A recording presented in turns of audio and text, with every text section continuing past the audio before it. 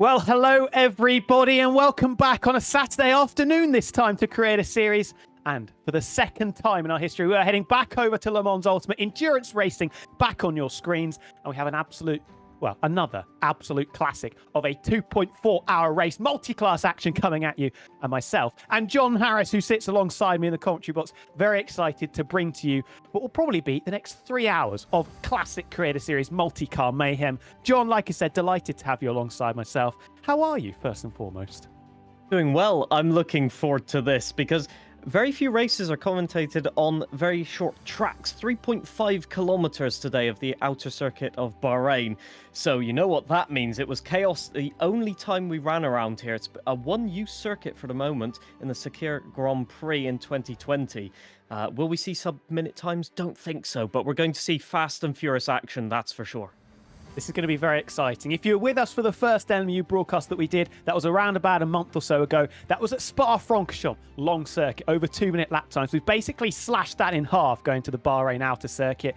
We haven't, though, got the LMP, LMDHs and the normal hypercars. We've got LMP2s this time, so slightly slower speeds going at it with the GT3s. We've got, I'm not 100% sure in the exact numbers because we've had some late people coming in. It's in the high 30s, though, and around a track that for those LMP2s is only about 65 seconds, maybe even less. That is going to be absolute carnage. With those closing speeds, the LMP2 cars traditionally and notably very hard to drive as well. This is going to be an absolute barnstormer, I'm sure of it. Yeah, for sure. You've got about 6 corners where you have to do heavy braking. You've got turn 1, you've got turn 4, turn 5 and 6, and that chicane complex, and then all the way down to turn 10 is basically flat out to restart the lap. So you've really got to have a car that's performing in a straight line, and I tell you what, the overtakes are going to have to be hardy, as they say, because to get alongside, it's going to take some courage, and that's what we're going to see today. I'm sure a lot of drivers sending it. Will indeed. And drivers are going to have to be brave, especially in those LMP2 cars trying to weave their way through the traffic. There's going to be a hell of a lot of it as well for them to contend with. Some familiar faces from the last time that we were here on Le Mans Ultimate, and some new guys as well that are going to be jumping in for the first time that I'm sure myself and John are delighted to potentially speak to and see how they cope. We are in practice at the moment. We will have a qualifying session following that up in around about 6 or 7 minutes time. And then we'll go into the 2.4 hours of Bahrain outer circuit. And I think we should have a couple of discussions with a few of the drivers. Don't you, John? For sure. It's always great to hear their opinions. And I'm sure they've got a lot to say about this track. Absolutely. So let's, who do you want to start with? We've got F1 Alex and we've got El Tacman. Coincidentally, the two winners from the last time we ran on LMU. Who do you want to start with, John? Well, F1 Alex seems to have his microphone primed, so let's see if we can get him in. Okie dokie. We will bring in the winner, first and foremost, of the GT3 classes from last time around. F1 Alex, welcome back in, sir. How much are you looking forward to this, firstly? It's going to be incredible again. It's going to be a lot of fun. We've got a lot more drivers and a lot of a smaller track than last time. So, yeah, it's going to be amazing. This track is a specific one, isn't it? A lot of stop-start corners, but the overtaking on the straights or into those slow corners is quite different to anything that we'd see elsewhere, isn't it? Yeah, I think it's going to be tight because there's a chicane right at the end of the track where if an LMP2 sends it, there's nowhere to go. if a GT3 is kind of mid corner, there's going to be carnage. It's as simple as that. That's the only way I can say it. It's going to be carnage. That's what we've signed up for, I think. Carnage, bit of chaos, bit of excitement as well. On your side, obviously coming into this as probably the favourite in the GT3 class. You've switched car as well, so you're riding with the Corvette. You just want to tell people the difference between those two classes, or the two cars, I should say, especially with the update that we had only a couple of weeks ago. Yeah, so one thing I've noticed, I did start in the Beamer. I registered in the Beamer to start with, but there was a lot of Beamers, and I thought, okay, we'll change it up a little bit.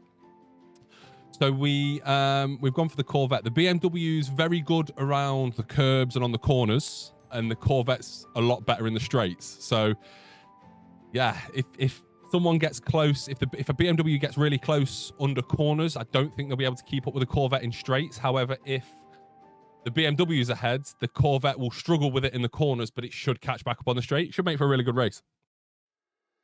That sounds really great, to be fair. It sounds like the race they had in like 2018, if I remember correctly, between Porsche and Audi at Spa, where they were always overtaking each other. Then the Audi would go around the outside of the corners because I had a lot of grip. So what do you think the main problem is then in the race in terms of the multi-class? Is it going to be just the closing speeds, or is it going to be some other thing like the pit strategies where it just throws you a loopy, as they say? I think it's going to be a both. I think the pit strategy is always going to be key. You know, that was one of the things in Spa that me and Ryan did well. We fuel saved the whole way, and we did less of a pit stop at the end. But the closing speed of the LMP2 is going to be crazy, especially on a small track like this where there's heavy braking zones, tight corners, and if an LMP2 gets it wrong, they'll take the GT3 with them. But it's looking. I'm just looking at the leaderboard in the practice session now. It's really, really close. So I'm P1 with a 12.6. We've got Ryan Littlemore with a 12.9. And then the next 1, 2, 3, 4 cars are separated by a 10th. That's what we want to see. We want to see close racing. We want to see some cardio and some good racing also, I think is the best way to put it. But Alex, thank you for joining us. I'm looking forward to seeing if you can go back-to-back, keeping up that 100% win ratio in the Creator Series Le Mans Ultimate. And we wish you the best of luck. Cheers, mate. Have a good one, boys. Thank you very much indeed. F1 Alex there, winner last time we ran Le Mans Ultimate in Spa, but this is a very different kettle of fish, and we'll go from one winner to another. The victor in the hypercar classes, and it was a superb performance last time from El Taco Man at Spa. Taco, coming into this, slightly different situation in the LMP2s this time, but are you still going in with that confidence that you had at Spa? Oh, 100%. The LMP2 would be my main car over the hypercars, so I am most definitely in my comfortable car. Can you explain possibly the reason behind that? There's a technical difference, isn't there, in terms of the handling? There is I mean, besides the obvious and the hybrid power and everything, the LMP2 is a much more raw race car. There is no, you don't customize roll bars, you don't customize anything other than traction control and brake bias. So the amount of power you put down is based off your foot and not a turbo lag. And so it makes for a much more real driving experience, driving the LMP2s and a hypercar that has all these tools and tricks to it to be able to perform. Almost a more authentic feel, isn't it, when it just feels like you and machine rather than having all these different driveways and all of these different external factors. If we look at the circuit as well, very different to where we were at last time. Bahrain outer circuit, the traffic's going to be interesting as well with a lot more cars on the grid. How are you approaching that? What's the mindset going into that multi-class racing? Slow, smooth is fast. So it's not going to be down to raw pace. It's about how smart you can drive around traffic and how you can minimize the time loss versus how fast you can put down every lap. And the tires won't melt here. Sorry for interrupting you there. I was about to ask about the tires actually, so that feeds in quite well. In the GT3 class, tires are a disaster in terms of traction here, just overheat. So, it's a very hot track. Is that the class or the case, let's say, in LMP2 as well? Depending on the driving style, most people's tires in the LMP2, the rear will melt before the front, at least they should. Luckily, we're driving at night, so the temperature of the track shouldn't be too hot. But these tires should easily reach mid to high 80s because of how intense the track is here on the tires. So we'll still be having a hot time and the tires will still melt. Could be very exciting. Taco, thank you for jumping in. Looking forward to seeing if you can go back-to-back, keeping up that 100% win ratio, and you wish you the best of luck. Thank you for having me, and we're going to do our best. I appreciate it. Perfect. We will see you very soon, I'm sure. El Tacaman there jumping in, winner in the hypercar class last time we were here in Spa. So, John, we're coming to the end of practice. The driver's just finishing up, getting the final preparations ready. Let's have another talk about the circuit because it's a very narrow circuit. Like you said, in the motorsport world, we don't see it too often. We either see the traditional Bahrain layout or that endurance layout that we saw once back in 2010 in Formula One as well. What are the main areas of concern for drivers? Where are they going to have to be looking out for as we go into first and foremost qualifying and then our 2.4-hour race? I'd have to say everywhere, because you've got to remember a lot of drivers are used to practicing the normal sort of international layout of this circuit. And so the tire temperatures are different when you approach, for example, like turn 9 or, it's like turn 12, turn 13 on the international track. So you have to approach your driving style a little bit differently. It's worth noting that it's very uncommon, let's say. The drivers go into a circuit where there's multiple layouts and where only 2 of them have been run once precisely. You have as we've got cars spinning on the round pit already exit there. What's gone on there? I think just lighting up the tires. They're cold tires when they go out of the pits, and they're getting a little bit too keen on gaining track positions. You've got Ferraris onto the grass there as well. Everything kicking off at the start of this qualifying session, and I think people already just flashing their lights, saying, "What the heck is going on?" And let's keep this one clean, lads. We only need to get 1 lap in. Let's not trip over each other. But that's worth noting. Let's say is that it's such a short track, as we see Bernardel going back to the pit lane, obviously not happy with what's going on, maybe a technical issue with the pedals and something like that. But it's worth noting it's such a short lap. There's so many cars on track, you have to kind of pick and choose where you want to start your lap and just hope that nobody impedes you. It's going to be tricky around here with only a 1:05, 1:12 lap time depending on the class you're in. So yeah, this layout only run once, as I said, in 2020, and the other layout being the endurance layout, which isn't actually run in the 8 hours of Bahrain in WEC. It's only been run once in 2010 with Formula 1. So, yeah, it takes a lot around this track in terms of traction, no matter what the layout. Turn 1 through to turn 3, which we're seeing right now with Tom going through. That is turn 2 and now turn 3. Very difficult on the tires because you're constantly turning. You have to sort of like just ease the throttle on, but it's very slow corners. So harsh braking heats up the tires, harsh acceleration afterwards heats them up, and you've only got a bit of time between the straights. Not in sector 2 here, as you're about to see, but yeah, the short amount of time doesn't cool down the tires enough, and track temperature can be in the high 40s here, and maybe even at night high 40s, and then during the day 60 if not 70 degrees. So it's really like burning track temperatures, so it does not help tire wear whatsoever. So smoothness, as we saw in the interviews, is everything. Absolutely. And these first few qualifying laps, especially in these LMP2s, are going to be a bit of an adventure either, because it does take a while, even though the track temperature is high around a circuit like this and in a part of the world like this. On cold tyres, these cars are an absolute nightmare. Vince goes fastest first time on the board. Tom goes a couple of tenths slower, and now it is Ben Law that goes fastest by just over a tenth of a second. In the practice session, we saw the LMP2 cars, the bulk right at the front, were very closely matched. And something we need to talk about as well is that is Ryan Lady 3 with the fastest GT3 time so far, about 6 tenths quicker than Davide Fashel, taken over by Sparks in the Aston Martin. These lap times are going to be coming thick and fast, everybody. Watch out. But because this is Creator Series, we've got everybody on the circuit at the same time. That provides, especially on a short circuit like this, another added element the drivers have to be very, very careful of. Yeah, you need to get the tires up to temperature, so you probably need to do 1 or 2 laps before you get the ultimate pace. The times that we're seeing right now are about 4 seconds off of what we saw during practice, so this is kind of their warm-up laps. They will start tumbling the times down. You can see that 109.4, it was a 105.5, I think, in practice, fastest time, as Bernardel having another nightmare, and I think that's still turn 1, so obviously something really going wrong there for them.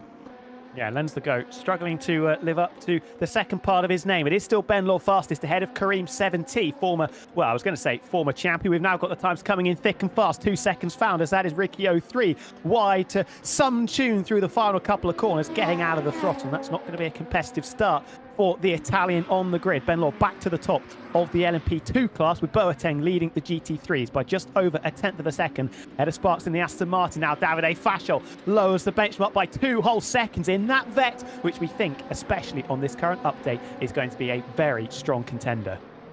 Well, he's faster than Hayden Gullis in the LMP2 at the moment. I'm not sure Hayden will like to be told about that one for sure. But you can see drivers weaving in the background, still getting tires up to temperature. There's a reason for that. This surface on this track, at least back in the day when it was first surfaced, was unique to deal with the track temperature. So it's kind of a slick surface, very good for absorbing or equalizing the heat.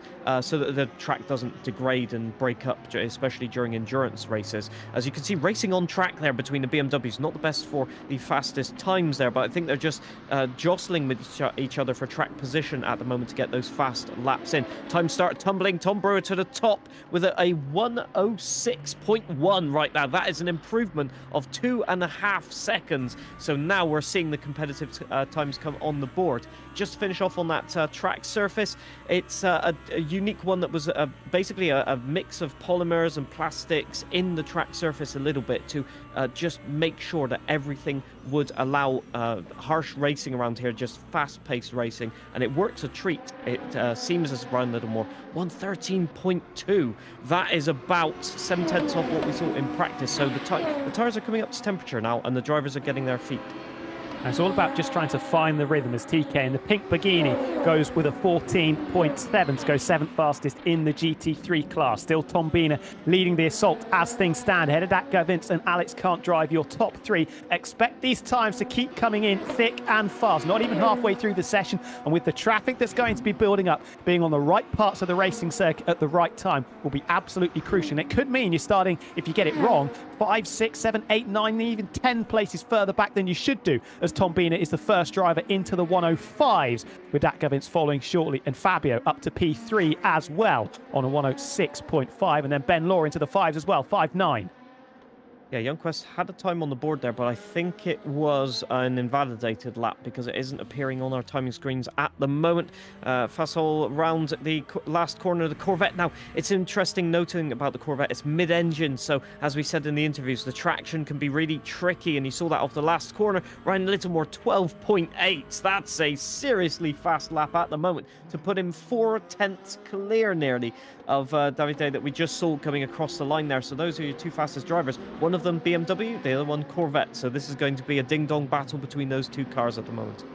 Good luck from TK to go 3rd, make that 4th as he bumped back 14 flat. Definitely not enough. F1 Alex, previous winner in the GT3 class, goes 3rd fastest in the Corvette, but still 3/4 of a second down on Ryan Lady 3's benchmark. And he is back into the pit lane. Here is Dakar Vince just finishing a slow lap as he comes up to the line. Still 2nd fastest as things stand. About 1/4 of a second down on Tom Biener, who's looking very strong. Still yet to see any real pace from El Tacaman. We've got another car off there. I think that's Lens the Goat again, having some issues, some trials and tribulations down into turn 1. And we have to talk about it, don't we, John?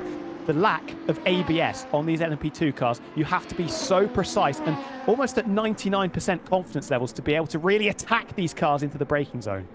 Yeah, lack of ABS and a traction control, that does make a huge difference as well. And one thing is the lightness of the car. So basically a GT3 car, even though it has traction control and ABS, because it's a bit heavier, it just is a bit smoother in the braking. So if you lock the tire, you can ease off of the brakes and just still coast into the corner effectively. And most of the times you'll make the corner. However, LMP2 is a different kettle of fish, as they say, because you've just got a very lightweight chassis. I think it's all of 900 kilos. I'll get the stats up in just a second, but effectively it's 950 kilos minimum, as it says here, and with 600 brake horsepower, that means you've got a seriously fast car on throttle, and so you can swap ends with no traction control. There's no real way of adjusting the power delivery apart from turning down the fuel mode effectively, but you don't really want to do that around a track like this where acceleration and top speed are so crucial, even just to defending your position. But yeah, the ABS is really tricky because with a light car, especially on a bumpy track like this with some elevation changes, if you lock the brakes, you are going wide and there's not much you can do about it.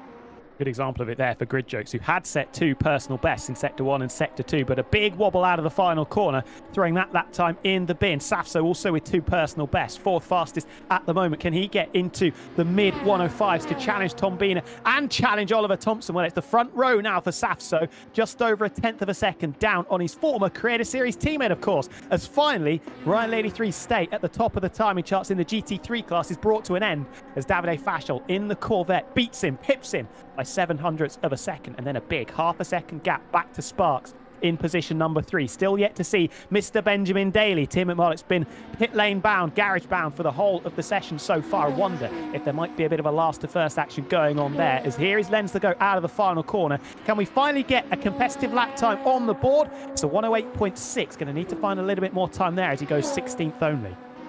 Yeah, there's kind of a gap at the moment between everybody in the mid-106s, and then all of a sudden it goes 107 and downwards. So that is from P13 with Austrian Andy downwards. It's really just struggling for pace at the moment. And I will correct myself, by the way, this car does have traction control, the LMP2 car. So they do have a little bit more of a predictability on acceleration, but you want to be using it as least possible, as Mr. Benjamin Hurd goes fastest, 105.5. That's exactly what we saw in practice. So that is, I think, Safso really is letting down the benchmark there, and everybody else has to struggle now to improve on those times.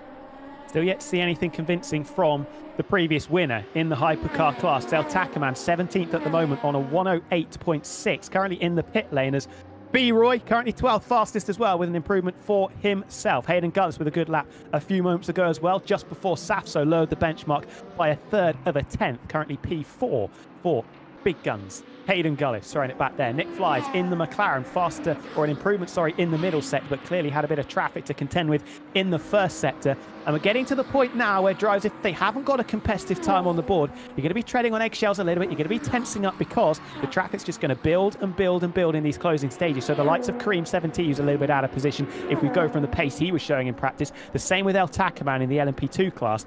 They've got a big fight on their hands to try and find a gap to get a competitive time on the board. Even worse, some drivers, I'm just looking over at our telemetry here, some drivers are set to run out of fuel maybe on this next lap, so they may only have one lap in the tank. For example, driving a driver such as Nick Flies, Jake Dent down in P31 at the moment, so I think that's P13 in the GT3 class. It's really not looking good for them at the moment. People like Ryan Littlemore, David De Fasol, they have at least another 2 laps by my calculation, so some people have missed or not miscalculated the fuel, they just calculated they go 1 lap less, and that's going to bite them, I think, at the end of this quali session. Jakey to the line, improvement in the middle sector and the final sector in that BMW. Finds himself 6th fastest now, jumps ahead of his good mate Tom Knight TK. And you can imagine that's going to be an interesting battle as we go into the race. 3 minutes to go left in qualifying. Big gaggle of cars up to the line trying to find some track space. Welcome in, everybody. We're at the death of qualifying. TK trying to find improvement. Didn't improve in any sector. It was only a 10th down on his personal best. Thinks about it to the inside, but slams into the McLaren. I believe that's Nick Flies just ahead of him. And that is going to ruin both of their lap times. That might be session over for TK with a little bit of front bumper damage. They haven't got fuel. It's session over. They've only got 2% of fuel, and that's not enough for a lap, so they're going to have to box, and they won't be able to get around in session. That is devastating for them, and I think they knew it. That's why they were fighting so hard for that track position. They knew it was their last chance, their last option. Also, that guy Vince in P6 now, in P7, just been dropped down actually, had the fastest middle sector of all, but it just went wrong in that first sector. It could have been a lap. Good enough for a top 3, but not quite. So yeah, unfortunate. It's such a difficult course, isn't it? It's really challenging when you've got so many cars out on circuit. In here is a multiple Creator Series champion, Tim McMurdoch, yet to get a competitive time on the board. Slowest in the LMP2 cars as things stand on an 11.4, but just trying to get the tyres up to temperature and find some track space with just over, now just under 2 minutes to go as Austrian Andy brings out the yellow flag. 8th fastest at the moment, diving into the pits. Oliver Thompson as well in the pit lane. Don't know if we're going to be seeing the 28 car currently holding 4th as Benjamin Daly does find an improvement, but still slowest, and a lovely little bit of slipstream as he tries to find the ultimate lap with just over 90 seconds to go. Yeah, indeed, heavy braking. I think just missing the braking zone a little bit. He did make the apex though, but he's gone very wide, and I think that's the same LMP2 that's been having problems the entire session. And Jakey's got a drive-through. That is not ideal for them. It goes from bad to worse in their session. Okay, on board still with Benjamin Daly here. Turn 4, really tricky, and then you've got to just straight line it to turn 5. Shortest line is the best line. Hop over the curb on the entry and on exit, and now you're into this very heavy braking, trail braking chicane here. We just want to maximize the straight lining through here, but the McLaren will give just a little bit of outwash of dirty air. Seems to be a very good lap, but it doesn't look like the tires are up to pace. He'll have another lap after this, but it really is crunch time at the moment. He's set to improve possibly into the top 5. We'll have to wait and see. It's looking like a good last turn there, turn 10 and turn 11 here. Not maximizing the exit over the curb though. It's so crucial that you carry the speed to the line. Let's have a look. It's going to only be a 107.4. So not ideal, and they are still down in P17. They only beat 2 cars there, and emphatic all the way over the curb, spinning out. It's aggressive curve, very, just bouncing over the curb, and there, the no ABS. There's a demonstration of it. Yeah, just looping the car around there. Ben Law bringing out a yellow flag as well. Currently 5th fastest. Still Safso atop the timing charts in the LMP2 class. Davide Fashel still fastest as well in the GT3s, as the checkered flag will be flying in just under 10 seconds. Gridjoke's fastest to the middle sector split. Good first sector as well for the number 30. Currently only P14, but was comfortably in the 105s throughout practice. This could be an interesting time to maybe just put a few eyes on Storks right at the sharp end. Riccio 3 up to P3 in the LMP2s. What can Gridjokes do as we cut the beam? It's an improvement, but only 7th fastest. Yeah, that time in the first sector, not fast enough according to my calculations. Last sector as well wasn't great, but middle sector, purple, 13.3, so unfortunate. Benjamin Daly across the line. This is crucial now. This will be his last lap, a 105.9. That is good enough for P12, so close in the 105s. If he just improved by 0.2 of a second, it would be a top 10, but it's not going to be at the moment. Tom Burr just not improving on his best pace at the moment, but a good last sector, down into the last turn. Kareem 17. Wow, a 105.4. Can you believe it? That is really maximizing the pace where it matters. Can Tom Burr do anything about it? I think they've just completed their lap. And oh my days, 900ths of a second. It was that sector 2 that didn't make it for him. But he must be devastated to feel that he's just lost out on pole position. But starting on the front row of the grid, that's also a mean feat. What a late lap from Kareem 7T, who was a bit of the punching bag when we were at Spa, struggled a lot in those hypercars, has clearly found some performance and some confidence here in the LMP2s. He's gone from the back of the grid to the front, and with a buzzer beater right at the end, takes pole position away from Safso, away from Tom Biener, who thought when he was improving and set the fastest final sector that he was going to steal it away from his former teammate. But Kareem 7T, with an absolute banger of a late lap, takes it by 900ths of a second. Good times from Riccio 3 and 4th, and Emmanuel Sawyer in P5. Ben Law, Oliver Thompson, Gridjokes, Hayden Gullis, and Dat Guy Vince round out your top 10, with Tim McMardock and Infratic just finding themselves outside of it. Look at those gaps. I mean, it's incredible. Benjamin Hurd, P11. Mike Vince, P12. Kareem, P13. Jay Marsh, P14. Austrian Andy, P15. Jake Dent, so Jakey, P16. Devon Allen, P17. So those are GT3 cars. I don't think there. that's I don't think they quite are, actually. right. Don't No, think it's that's correct. No. It's Davide Fashel that took pole for the GT3s, ahead of Ryan Lady 3, F1 Alex, last time's winner, Devin Allen, and then Lewis Boateng, your top 5.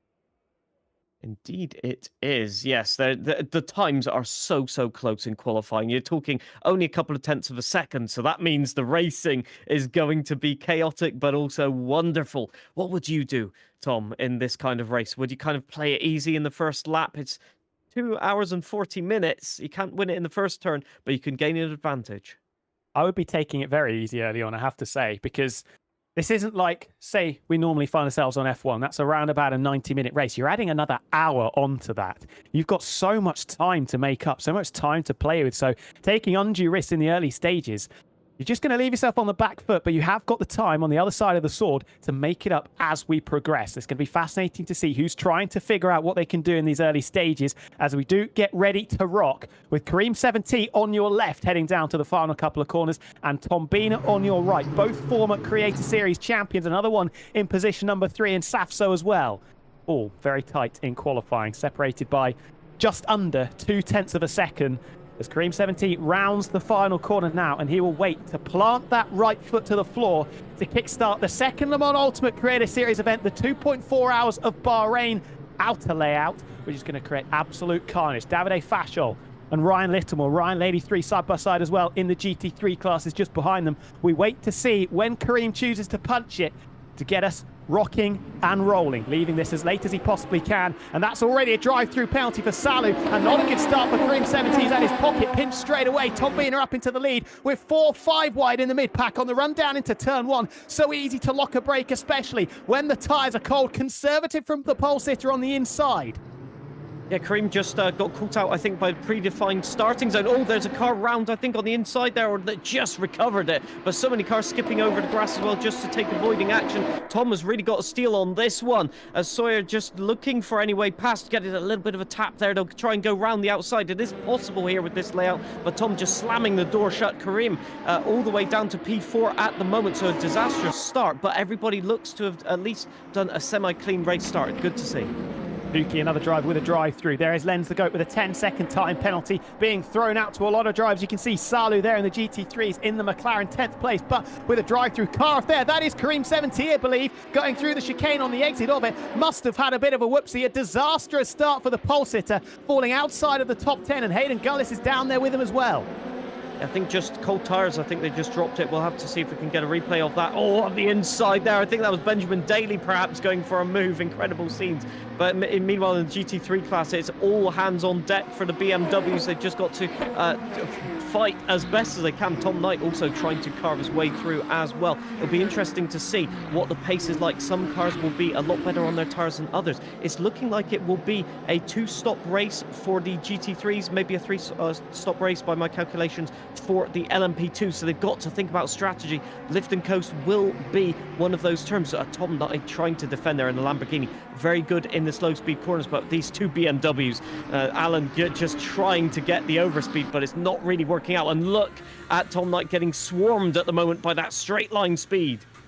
TK on the defensive. To the outside goes Fimex in the BMW. Boateng and Allen continuing to sink their teeth into one another just up the road as well. I think TK has held on to 7th place for the time being with Fimex, Quest and Walker. A brigade of BMW sat in the wake of what is normally the pink Lamborghini, but draped in black at the moment as he sneaks through the night sky and makes his way through the chicane with very little troubles. This was a Corvette 1-2. Ryan L83 did drop behind F1 Alex, but he's back up into second. This is the battle further forward, though, between Sawyer and Safso. You can see Tom Biener off into the distance. Safso to the inside, defending his position, just taken second, back off the hands of Sawyer, who fancies it maybe to the outside. Can he try and get a foothold to stay in this battle, given the cold shoulder? And that is Safso keeping second place firmly within his grasp. Just behind them, Grid Jokes also having it out with Ben Law as well. Riccio 3 didn't make a particularly good start. They might be 3 wide on the run into the next corner, though. Incredible scenes. Let's see, last late breakers. Someone's bound to get it wrong at where they made so much contact during the 2020 Formula 1 Grand Prix around here. It's a very tricky corner when it opens up a little bit more into turn 5, now into the chicane as well. Somebody surely has got to give. No, Benjamin Daly decides to go for it and spins around. Incredible scenes. I think that was that guy Vince maybe going around, and Grid Jokes it was spun. Incredible scenes, just a little bit late there on that attacking move. It's one of the only sort of guaranteed overtaking zones of the track, so you have to go for it, but I think that was a little bit too aggressive. However, they'll have time to recover, but for Benjamin Daly that might already be a slap on the wrist, as they say. Yeah, superb start for Tim McMardock from 13th on the grid. Now finds himself 5th, but almost bulldozering his way past Grid Jokes, who was spun around going through the chicane. They've got just over 2 and a bit seconds to Ben Law up the road now. He's got to deal with Riccio 3 and, of course, the winner from last time, Andy Sharp. That is El Taco Man. Didn't qualify particularly well. Started from the back in 15th. Up into 7th now as we head back over to the GT3s. An almighty scrap here in the lower reaches of the top 10. This is E-Walker battling away with Nick Flies just behind and Young Quest in front. Fasher with the fastest lap again. Somebody just behind into the pits. That's Salu to serve the drive-through penalty. Can Nick Flies in the McLaren? It's got some good straight line speed since the update. Find the gap, thread the needle to the inside, or we let the Beamers battle it out in front. It's E-Walker 8th at the moment with Nick Flies sliding through on the inside. Quest slightly wide, turns to the outside of 2, and that is expertly done from Nick Flies to pick up a freebie effectively with a mistake into the braking zone of Quest. Yeah, what an incredible switchback. Just saw that the BMW was braking a little bit late, and then Young Quest just couldn't do anything about it. The Beamer is a little bit difficult to turn in its front engine, so as soon as you sort of lock the brakes or use the ABS, you just can't get it rotated. Meanwhile, Tom at the front setting an absolute fastest lap of the race at the moment. A 106.2 with race fuel is incredible this time. You will see maybe some drivers short fueling this first stint in a bid to get away, and look at that gap. It's already 2 turns of a gap at the front, and it doesn't help that Safso and Sawyer are battling still, using their slipstreams, having to go a little bit defensive, and I think Tom at the front is just pulling away in this one, giving himself strategic options. Perhaps some lift and coast happening. Meanwhile, still some battling here. The BMWs at the moment just cannot stop being side by side. This is Young Quest battling at the moment and just trying to find any way to defend with Dent alongside. So really tricky who's going to be last late breakers. Everybody breaks at the same time, but I think one of them just locked up a little bit with the ABS, and this is going to be another switchback. I think Youngquest just trying to go for it again, but no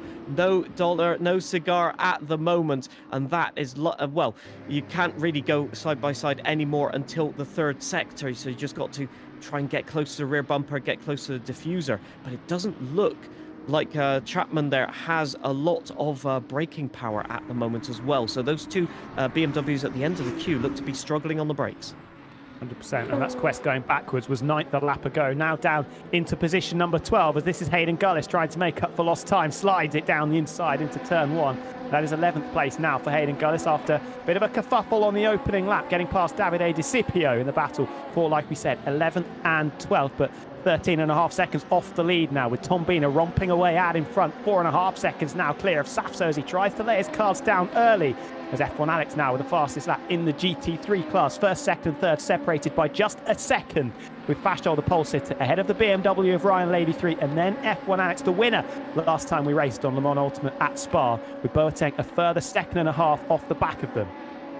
Is emphatic. Oh, wow, what a punt there. I'm not sure if there was a miscommunication, but that is Martin going round, I think, here, and that is an incredibly bizarre move that happened there. I'm not sure if there was just some weird contact, but definitely some driver not understanding what the other was doing, maybe going for a defensive maneuver to the inside, and that is Martin just absolutely down for the count at the moment. So Infratic moving up a spot, but yeah, that is going to cost them at least 10 seconds this lap. And whoa, that was a huge spin-off, I think, of the last turn. That's Lenz the GOAT, who had some trials and tribulations in qualifying, now down into 19th with his first mistake of the race. And that is not going to be good news. Those tyres will be overheating a little bit. Hayden Gullis continuing to charge onwards, by the way. He's just dispossessed Dak Gavins and Grid Jokes up into P9. This is the spin through the final couple of corners off the road. Not a lot of grip out there. Loops it round, almost collects the car. He has a couple of attempts at getting out of the way. Has to take a trip through the gravel. I believe that was Austrian Andy. And that is Lenz the GOAT now down to the back of the LMP2 class. I think they hit the wall. I think Austrian Andy did hit the end of the wall there, the tyre bundle. And this is Infratic once again on sharp at the moment. No, it's Benjamin Daly. My apologies. Benjamin just going for the move, and he has made it stick. There's BMW on the outside. They have gotten away with it, and Benjamin will have to try the defensive manoeuvre. They are side by side going into turn 1, but look at the overspeed the Sharp has at the moment. Side drafting, side by side. You can see the pickup of speed. Who's going to brake late? And Benjamin Daly, for once, actually gets outbroken there. He's going to have to give up the position, maybe round the outside where he keep the nose in. No, surely not. This is going to end the disaster. Benjamin Daly forced to back out over the curb, and that might put him under pressure from Garcia behind. Indeed, Ricky just going for the move. Would he go to the inside? Ricky going very aggressive as usual. Oh, he's miscalculated the brakes. Benjamin Daly goes round as well. Incredible scenes with no ABS. That is exactly what can happen, and it's fair to say unsafe rejoins as well. Whoa, they were lucky to get away with that. Not their first Creator Series incident in the last month or so. Just locking the rears there, Ricky into turn 4, and found himself sliding into Tiamat Marduk and took him with him as they both found themselves pointing in the wrong direction. Ben only losing a couple of places, down from 6th into 9th, but he's got Dak Gavins now all over the back of him and maybe thinking about the move down into the penultimate corner. Jinx over there, does Tiamat Marduk, just saying, I think, to Vince, hey mate, you're not coming down the inside of me here. I'm holding on to this 9th place and I will keep it firmly within my clutches. Tom Bina still 4 seconds clear out in front, although Safso 4/10 of a second faster on the previous lap, and a much better lap that he's currently on also, as he's left Emmanuel Sawyer slightly in his wake. Then Ben Law and El Takaman, your top 5. Just further back, this continued battle between Tiamat Marduk and Dak Gavins into turn 1. Vince not close enough to try the move into the first braking zone of the lap. And in the GT3s, still very much line astern within the leading trio. Fashol, Littmore and Lynham separated well. Very much line astern there coming out of the chicane, separated by just half a second, the 3 cars. Yeah, they're different pace to the others in the class at the moment. You can see Sparks just in the Aston Martin there in the background, getting a little bit dropped at this moment, but you can see the Corvettes just getting great rotation, and then it's the BMW on the exit that gets the absolute straight line speed. Ryan Littlemore here will be looking to make the overtake on Davide Fashol here, and it's really going to be all about that straight line speed. You can see it closing 1 or 2 kilometers per hour, but not enough. And I think Ryan Littlemore, well, experienced, if not a veteran of endurance racing in general, he will be lifting and coasting, saving fuel, and he's already got about a 1.2 2% advantage in terms of usable energy. So it looks like he's just sticking in the slipstream and conserving fuel at this point to allow him to get a better strategy at the end of the race. He's a clever cookie, as they say. More virtual energy as well compared to F1 Alex behind. The two Corvettes pretty much identical at this stage. And like you said, Ryan, with that little advantage of about a percentage over the two cars around, it's actually Sparks in P4 significantly worse off for virtual energy. So that's just an interesting one to keep an eye on. This is Tim and Malik again getting stuck in. Alex can't drive in there. Fabio in there as well, as is that guy Vince. To the inside we go into the chicane. We've seen a couple of little dramas and maladies here. Tim Malik's actually escaped off into the distance. Alex can't drive, trying to steal 10th place away from Datka Vince. Vince has the drive around the outside to just keep 10th place in his grasp for the time being. Fabio's already been clobbered once in this race after a bit of a moment for B-Roy over the curbs. Slammed into the side of Infratic. And now we're coming up to a lot of traffic. These guys are going to have to thread the needle through. Yeah, indeed. I think that's Ricky behind as well, looking to get involved in the action. We've got about 5 LMP2s right now trying to get through traffic. This is the danger of multi-class racing. You kind of have to be aware of all of your surroundings. But that guy Vince will have to really put up a great defensive maneuver here. As you look, Alex to the inside. Is it an overtake? Oh, he's gone too late. And that's collected Vince as well. Incredible scenes. Infratic goes through. Oh, my days. That is not what you want to see at the start. And all the way around that guy Vince. It's gone from bad to worse. And now he's in a dangerous spot. He's managed to get it rotated. But wow, that was a heart-in-mouth moment. That could have been worse. He's lost a lot of time, though, to the tune of about 7 to 8 seconds, I calculate. So he's got a lot of work. Though he's got good pace, so it's not over, as they say. Was collected, though, by Jake Dent as he was spinning it round there. So maybe some damage for both of those cars. Back to the front of the GT3 class. This could be for the lead. This is for the lead down the inside. Ryan Lady 3, are we making our move? Well, Fashol doesn't fight it too hard. Allows the Beamer to take the high road into the final corner and take the lead of the class for the very first time this afternoon. And then the secondary vet of F1 Alex right in the slipstream of what is effectively the twin car as well. First, second and third flashing down the main straight as the LMP2 cars fly through, and Fashol has to throw the defensive shape, hovering in the middle of the circuit, because F1 Alex, right in the thick of this battle, doesn't quite, though, have the confidence under braking to get that overlap. Ryan's in the best position right now. He's got the straight line speed. He can defend. The Corvettes will be better into the braking zone and into the initial rotation, but they've got to think about fuel as well. Look how aggressive they can go on the brakes. This all the way around the outside trying, but you could see the snap of oversteer from both Corvettes there. So they nearly collect the LMP2s as they're going past as well. You've got to be careful. Now, strictly speaking, it is for the GT3s to maintain position. As you can see, Ryan there a little bit out of position on the chicane, getting caught by the LMP2 cars. It's for the LMP2s to overtake safely, but you know in multi-class racing they're anything but patient, especially on a fast-paced track. And I tell you what, you need more popcorn for this race. I can guarantee you this is only just start of the shenanigans. El Tacman up to P3, albeit temporarily, because Sawyer going to have this one out as they cut the beam to start the next lap. They're about 10 seconds, just under 9 seconds, off the lead of the race, still held by Tom Biener. Big squeeze employed there by a Tacman to try and keep hold of that third position. Started at the back, worked his way through nicely. Bit of a tail snap there as he tries to light up the rear tyres. Coming out of turn 1 and through 2, maybe a bit of contact as they converge on each other going through turn 3. Now it could be sharp on the cold side of the circuit, given the cold shoulder to the outside. Indeed, El Tacoman just positioning the car well there, and it's he's managed to keep the nose in though, has Sawyer, and that's well, yeah, that is El Tacoman down to P4 actually. So Sawyer getting the position. My apologies.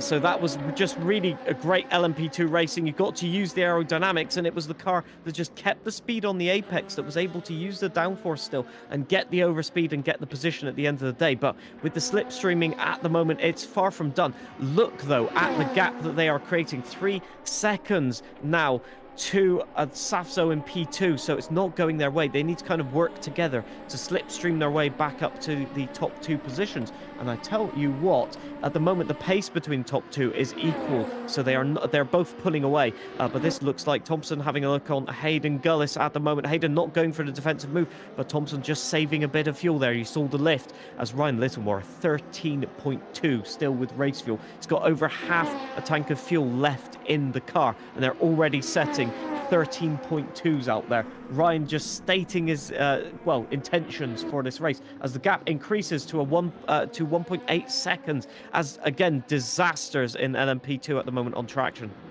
Ends the goat again in the same part of the circuit. Final couple of corners, just losing the back as he turns it in, and then you can't save it like a pendulum. Gets collected. I think that's by Fimex in the BMW, who had a little bit of a clonk and had to go off the circuit.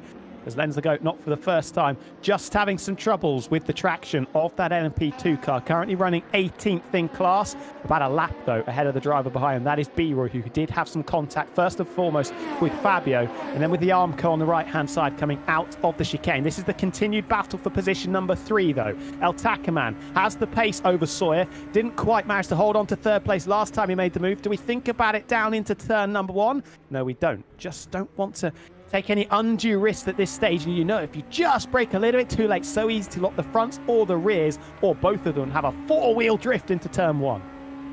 For sure, these LMP2s, they're quite tricky because if you have no ABS but traction control, if you get it sideways on the entry, you try and floor the throttle to kind of correct the car and just do some shenanigans and saves. But because the traction control enables, it effectively just spins you out because the traction control doesn't really know what to do, so it cuts all power. So it's as if you lift off the throttle and then you just go spinning like a Beyblade effectively. And that's what we've seen for Lens the Goat twice now in that last turn. And it's really where it's catching up, because on the approach it goes slightly downhill, as you can see, into the last 2 turns, and effectively if you go on the curbs you're really putting pressure on the outside tires. It's so easy to rotate.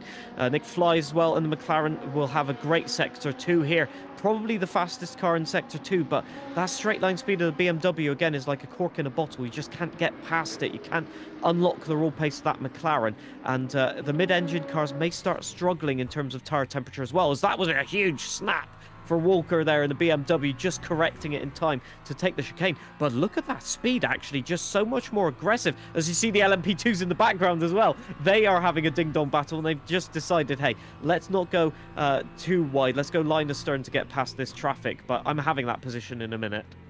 Yeah, these two are going to be filing past E-Walker very quickly indeed. Ryan Lady 3 fastest lap again in the GT3s, although it was matched by Fashel, who was half a second quicker than F1 Alex, and that top 3 have just fanned out a little bit more, now separated by 2.5 seconds as E-Walker comfortable. No threat from the McLaren of Nick Flies behind into the braking zone of turn number 1. This is a little bit further forward. This is Boateng battling away with Sparks, 4th and 5th. One former Creator Series champion, let's not forget Sparks in front in that Aston Martin versus the BMW, which is a very popular choice, isn't it? Slightly wide there from Sparks through turn 4. It's all about angles this circuit, and he's finding himself on all the wrong parts of the racetrack here. This could be a freebie if Boateng is brave into the chicane. Got a little bit of a foothold in the battle. The space is left by Sparks. LMP2 car behind going to get bulked behind them in the 21 car. I believe that might be Infratic trying to come through. Bright and purple like Fabio's livery. But Sparks, just for the moment, trying to get some slipstream as well, does keep hold of 4th, but lucky, I would say, to still have that position. Yeah, that Aston Martin has great apex speed, probably one of the most stable cars. And you can see the BMW on the brakes was really aggressive, but once they reached the apex, there was like, where's the grip? What's happening here? And the Aston Martin was able to just plow around the outside and then have the apex for the last part of the chicane. That's so crucial. And with the LMP2s giving slipstream as well, Boateng just can't do anything about it. Look at it. Even though they've got the straight line speed, the Aston's pulling away. And for Sparks, I think it's all about confidence here. You have to have the confidence to use the grip. You have to go for it. And it can be a very nice car to drive, but it suffers a little bit from understeer, and you could see that there. The BMW just better on the traction, and it will be Sparks pushing all the way to the apron. All the time you have to leave the space, and they just does about. Boateng still up the inside, though, will have the inside for turn 4. Oh, cuts across the nose, and that's the Aston Martin spun all the way around there. Miscalculation. Boateng allowed to carry on there, but for Sparks, it's a little bit of a humiliating return to the circuit there. Drops position as well, and it looks like maybe we can get a replay of that. So just into this is Nick Flies on to the well, turn 1. What's going to happen here? Just late braking, I suppose, onto the apex of turn 1 over the curb, and you can see the stability of that McLaren, but as soon as it gets a little bit tail happy, and I think we just missed the replay there, but it was pretty clear from what we saw. Sparks just turned in on the BMW, and BMW basically had nowhere to go, and it just rotated. And but luckily, Boateng got away with it scot-free, so not too bad. Tom Knight in a little bit of no man's land at the moment, is safe to say. I mean, the pace is good, but it looks like they might be saving some fuel. Yeah, the Lamborghini, one of the worst, if not the worst, when it comes to fuel consumption in the GT3 class. So just needs to be a little bit careful on those ones. Still Tom Beener leading the way in the LMP2 class, 6 seconds clear of Saf. So in the GT3s, it's Ryan L83 with a 2-second buffer over Davide Fashol. Question in the chat, never understand who's actually in first. 2 first places, yes, the class leader for the hypercars, the LMP2s, that is Tom Beener by 6 seconds. And then in the GT3s, there is a 2-second margin for Ryan L83 in the BMW. We're watching Infratic, who's been a little bit more quiet in the past couple of laps, all over the back of Ricky 03. Former teammates, these two, in scarlet colours. Now, in a completely different field in these LMP2s. We don't think about the move into turn 4. Fabio not quite close enough to throw it to the inside and risk maybe having his second bit of contact of the day. First one, admittedly, wasn't his own fault. Yeah, it's been just a clumsy. Whoa, was that Benjamin Daly? I think. Whoa, Benjamin Daly just trying to rejoin, and Ricky just well, out of nowhere, I think just got sideswiped, and Benjamin goes for another spin. So I think there's been some contacts that happened there. What went on? Let's have a look. So I think this is on board with Benjamin. He's going to try and overtake the GT3s, isn't he? So around the outside of the GT3s, he's going to chuck it in on the inside and just go. There's no space. You just can't do that. So it's for the LMP2s to keep it clean on the overtakes. You can't just send it up the inside and expect the GT3s to get out of the way. The official rules are the GT3s are entitled to the racing line. It's for the LMP2s to find a way past. But for Benjamin Daly, he just got caught out a little bit there, trying to be too aggressive. That's the second time this race that we've seen. Just a note for those of you who might be not used to multi-class racing. Multi-class racing, so endurance racing, has its roots all the way back to the 20s, where you'd run different categories of cars with different weights and different engine powers, and so they carried that on to modern day racing. We have different car classes, and that's Scipio just having maybe a few technical issues there, as it looked like they stopped briefly to fix something, and away they go again. But that puts them, I think, near enough all the way back down. I think that was Lenz going around the outside. Yes, it is. Lenz just having to take avoiding action there. And I think they expected them to get a little bit back up to speed, but it didn't really happen there, did it? Found the smallest pocket of space. This is Hayden Gullis having a look down the inside into turn number 1. Just on the back of, I believe that is Ben Law. 5th, 6th, 7th. With Oliver Thompson just off the back of this little duo as well, heading up into turn 4. Still Tom Beener leading the way, matching Safso blow for blow, but the gap is still 6 seconds. It's actually El Takerman who, not necessarily on the previous lap, but leading up to that, is the fastest on the circuit as things stand. And Hayden just having to look in his mirrors there as Thompson saw the smallest of gaps, maybe the smallest pocket of space to slide that car alongside as the BMW gets out of the way into the chicane. And this battle can continue with 5th, 6th and 7th separated by just under 1 second on the road. Crucially, Gullis and Thompson are lapping in the 105s, which is the same pace as the leaders at the moment. And all that means is we got Tom Knight just getting attacked here by BMW. Can they be last of the late breakers? This is Walker going for the attack. No, the BMW just not good enough on the brakes. That's one thing which the Lamborghini can do well. And oh, they've messed it up on the exit though. Tom Knight getting all the way over the curb and having to back out of it completely. I think they're not very happy about everything that has happened there. Just I think there's some previous incidents between those two on the last lap, as it looks like Walker just has a little bit more pace. We've got an LMP2 car decidedly back in the pits with some problems there. Major issues back in the pits. I wonder if we're going to get a replay of what happened there. This is Jay Marsh coming out of the pit lane in a little bit of track space and pulling over on the inside. So maybe some technical difficulties there for Marsh as we rubber band backwards and forwards. Yeah, definitely not all well there for the 45 car back into the pit lane. So we will return to the live action with Tom Beener still from Safso. El Takerman fastest on the previous lap though, comfortably faster than Safso and Tom Beener. So keep an eye on that one. 12 seconds off the lead. I think he's actually had a bit of a drama on this lap, El Takerman, after punching in a purple lap time.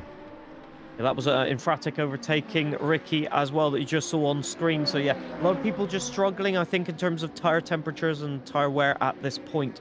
So it's a high wearing track. And it's worth noting as well that without the international layout, it's basically all right-hand turns. So the left-hand tyres are going to be screaming at the end of the stint. I expect everybody to take fresh tyres just to have that, well, cool tyres for a start of the stint, and also just be able to have any grip out there whatsoever. So once you overheat the tires, it's so difficult to get that temperature down.